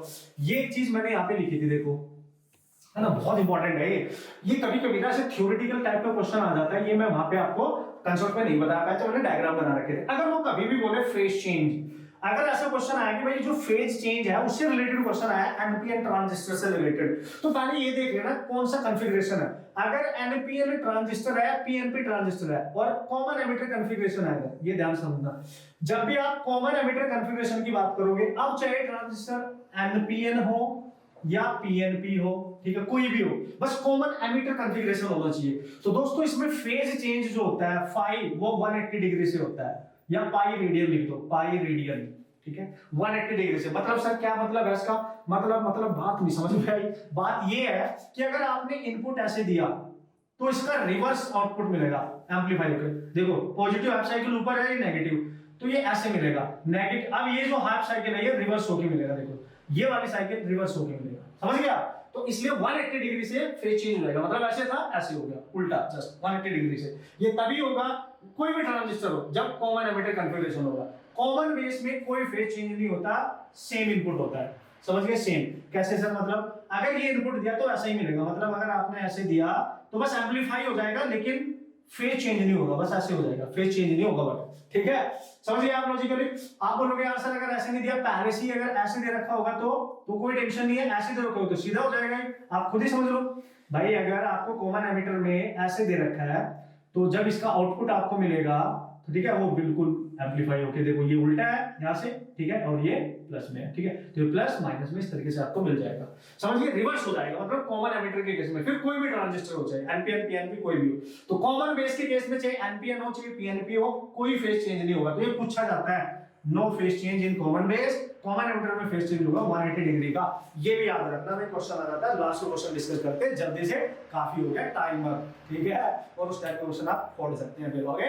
Okay so this is the very very very important type of category of type of question, and एक तरीके से एक अच्छा और टिपिकल, एक अच्छे मॉडरेट से अच्छे लेवल का क्वेश्चन माना जा सकता है। अगर कंसेप्ट नहीं बिल्कुल भी क्लियर है तो बहुत दिक्कत होने वाली है, लेकिन चूंकि हमने बहुत अच्छे से सारे कंसेप्ट देख लिए, सारे फॉर्मूले देख लिए, सारी कंडीशन समझ लिए हैं, अब क्वेश्चन में कैसे अप्लाई करोगे वो सिखाने वाला हूं बढ़िया तरीके से। You can solve the problem very quickly man, come on, let's see, है, पढ़ लो पहले। देखो सबसे जरूरी बात होती है पढ़ना, क्वेश्चन को समझना, उससे दोस्ती करना, गिवन डेटा को बढ़िया तरीके से अपने लिए यूज करना, उस पे ध्यान दिया करो सबसे ज्यादा। क्वेश्चन के पीछे मत भाग रहे हो तुरंत लग गए मिशन पे करने, पहले समझो क्वेश्चन को, समझो उसकी बेसिक नीड क्या है, वो क्या चाहता है, okay. So come on, in the मतलब उसने बोला कि in the circuit shown in the figure, okay, if we assume that when the input voltage at the base resistance is 5 volt, oh my god, उसने बोला कि input voltage दे रखी है, हम ये एज्यूम कर रहे हैं at the base resistance is 5 volt, तो ये किसकी वैल्यू दे रखी है आपको, बेस रेजिस्टेंस पे जो इनपुट वोल्टेज है वो क्या होती है बेस रेजिस्टेंस पे, यानी इस वाले रीजन में। देखो ये इस तरीके का सर्किट बना है, टेंशन नहीं लेने का, आप इसको ऐसे कनेक्ट कर सकते हो इससे, है ना, कॉमन एमिटर वाला केस देख सकते हो अगर आप ये, ठीक है। तो वो जो आपका इनपुट, ये देखो ग्राफ में भी दे रखा है इस तरीके से, तो इनपुट पे जो वोल्टेज है बेस रेजिस्टेंस के साथ वो होता है VBB, और वो भी दे रखा है 5 वोल्ट। यही समझना है बस आपने क्वेश्चन से कि क्या डेटा गिवन है वो क्या, जब भी बोलो बेस रेजिस्टेंस के अक्रॉस है, मतलब उसके रीजन में है, तो वो इनपुट वोल्टेज आपका 5 वोल्ट है, वो VBB है, याद करो डायग्राम को, ठीक है। Okay cool. आगे बोल रहा है VBE 0। अच्छा मान लीजिए V है, ये आपका E है और ऑब्वियसली ये C रीजन है, दिख रहा है आपको, ये खुद बनाना पड़ेगा। एरो देखो इधर को लग रहा है तो पक्का E है जी, ठीक है। और ये B है जी, तो BE रीजन का वोल्टेज दे रखा है, BE रीजन का याद करो 0 होता है ना, BE रीजन का वोल्टेज। और एमीटर वाला दो रीजन होता था उसको तो हम फॉरवर्ड बायसिंग में मानते थे, दे रखा है। एंड VCE आल्सो 0, मतलब ये C और E वाला रीजन है, यहाँ पे जो वोल्टेज होगा VCE वो भी दे रखा है आपको 0, नो प्रॉब्लम। जो डेटा गिवन है उसको एक बार लिख लो, सॉल्व करने का तरीका डायरेक्ट बताऊंगा, ठीक है, बस लिख लो। उसने बोला what is IB IC and beta, इससे ज्यादा कुछ करने की जरूरत भी नहीं है, ठीक है, ठीक है। इससे आगे अपने क्वेश्चन को नहीं करना है, हमसे पूछा गया है what is IB IC and beta, तो बताओ बेस करंट कितनी होगी, तो बताओ सी IC करंट कितनी होगी और बताओ बीटा कितना होगा। ला ये क्वेश्चन है आपके लिए, ठीक है, ये क्वेश्चन है। तो यार हर चीज को ध्यान से देखो भाई, बेटा चाहिए, अगर आप बेटा की बात करोगे तो चूंकि ये कॉमन एमीटर है, कॉमन एमीटर वाला केस है, तो हमें चाहिए IC by IB, common ammeter है ना भाई, हमें IC बाई, तो जब तक ये दोनों करंट नहीं आएंगे तो बेटा नहीं आएगा। तो IB निकालने का तरीका याद करो, जब भी आपको सर्किट गिवन होगा और आपको ये VBE की वैल्यू गिवन होगी और VBB की वैल्यू गिवन होगी और हमें बेस करंट पूछेगा, मैंने आपको बताया था कंसेप्ट में जब हम एम्प्लीफिकेशन वाला कंसेप्ट की बात कर रहे थे, तो जब भी IB निकालनी हो, बैटरी वाला जो करंट होगा BB वाला माइनस VBE रीजन वाला वोल्टेज को सब्ट्रैक्ट करो और इनपुट रेजिस्टेंस जो होगा उससे डिवाइड कर दो, जो RB रेजिस्टेंस होगा वो दे रखा है, देखो बेस रीजन का रेजिस्टेंस है 200 किलो ओम, डायग्राम में क्लियर है। ये जो 200 है क्योंकि बेस वाला है तो ये RB है, मतलब ये है, पुट करो देखो यहाँ पे। अब समझ में आई बात कैसे डेटा चूज करना है, come on. Base emitter region और ये जो कलेक्टर वाले साइड में है ये RC है, ऑब्वियस है, ये RC है आपके पास, ठीक है। तो BB कितना है 5, BE कितना है 0 ओवर ये कितना है 200 into 10⁻³ तो ये कितना आ गया सर 5 over 200 into 10⁻³। ठीक है, तो इस तरीके से आप बना सकते हो, इसको सॉल्व कर सकते हो, आप इसको सॉल्व कर सकते हैं। तो IB की वैल्यू कितनी आएगी सर, कम ऑन सॉल्व करो इसको, देखो IB कितना आएगा 2.5, पहले 2 को 5 को 2 से डिवाइड करो, 2.5 आ गया, फिर 10⁻³ को ऊपर लेके जाओ, 100 नीचे ही रहेगा, 10⁻³ ठीक है सर। तो सर इसको हम ऐसे तो लिख सकते हैं, जब इस 100 को ऊपर लेके जाएंगे तो ये 100 प्लस ये तो 5 ही लिख लो पूरा, तो -5 हो जाएगा और ये पॉइंट हटा दो यहां से, तो 25 into 10⁻⁶ हो जाएगा, यानी IB आपके पास आएगी 25 माइक्रो एम्पियर लिख सकते हो क्योंकि 10⁻⁶ है। This is IB। सिंपल है कि नहीं है, बिल्कुल करेक्ट है, एकदम करेक्ट है। इस तरीके से आप क्वेश्चन को कैलकुलेट कर सकते हो, IB आ गई आपकी direct. And similarly guys you can calculate the value of IC। तो याद करो जब IC के लिए मैंने फॉर्मूला बताया था, तो अगर VCC पता है आपको, देखो C कनेक्टर वाला ये जो रीजन होता है इस पे 5 वोल्ट लिखा है, मतलब ये CC वाला वोल्टेज है, ये CC वाला वोल्टेज है, तो हमने लिखना है VCC माइनस और उस रीजन का कलेक्टर और एमिटर का वोल्टेज गिवन होगा, ये रहा देखो VCE और उसका रेजिस्टेंस दे रखा है RC, तो IC यहां से डायरेक्ट आ जाएगा। CC कितना है 5 है सर, ये भी 0 है यार, बस रेजिस्टेंस चेंज हो गया 1.5 into 10⁻³ now you can write 50 over 15 into 10⁻³ है कि नहीं, तो वैल्यू दे रखी है 3.3 आएगी निकल के, तो IC यहां से निकल के आएगी 3.3 milli ampere. Check it out man, check it out. अब क्या पूछा है जल्दी देख लो, अब क्या पूछा है आपसे, ठीक है। ओ बेटा भी तो पूछा है, तो यार IC भी आ गई, IB भी आ गई, मेरा काम ही खत्म हो गया। अब तो आपको फॉर्मूला पता होता है, क्या फॉर्मूला पता है sir, beta current gain in common emitter configuration is what IC by IB man, this is IC by IB, क्या बात कर रहे हो। तो IC की वैल्यू कितनी है सर, IC आया 3.3 into 10⁻³ डिवाइड में IB की वैल्यू कितनी आएगी सर 25 into 10⁻⁶, ठीक है। तो इसको कैंसिल करेंगे आप, इससे इसको कैंसिल करो, इससे इसको कैंसिल करो, तो -3 नीचे बचेगा ऊपर जाएगा, तो बीटा बीटा बीटा बीटा जब इसको सॉल्व करोगे ना तो 3.3 by 25 into 10⁻³ प्लस का ऊपर हो जाएगा, समझ गए। तो मतलब यहां से जब आप बीटा निकालोगे तो बीटा देखो इसका 1000 का इसमें मल्टीप्लाई करो, ठीक है, तो 3300 by 25, तो दोस्तों 133.3 लगभग इतना आंसर आपका आना चाहिए, बाकी यूजर चेक इट आउट, ये आपका आंसर लगभग होना चाहिए। तो अगर आप 300 को 25 से डिवाइड करोगे तो 133.3, this is your current gain, This is your current gear in common emitter configuration.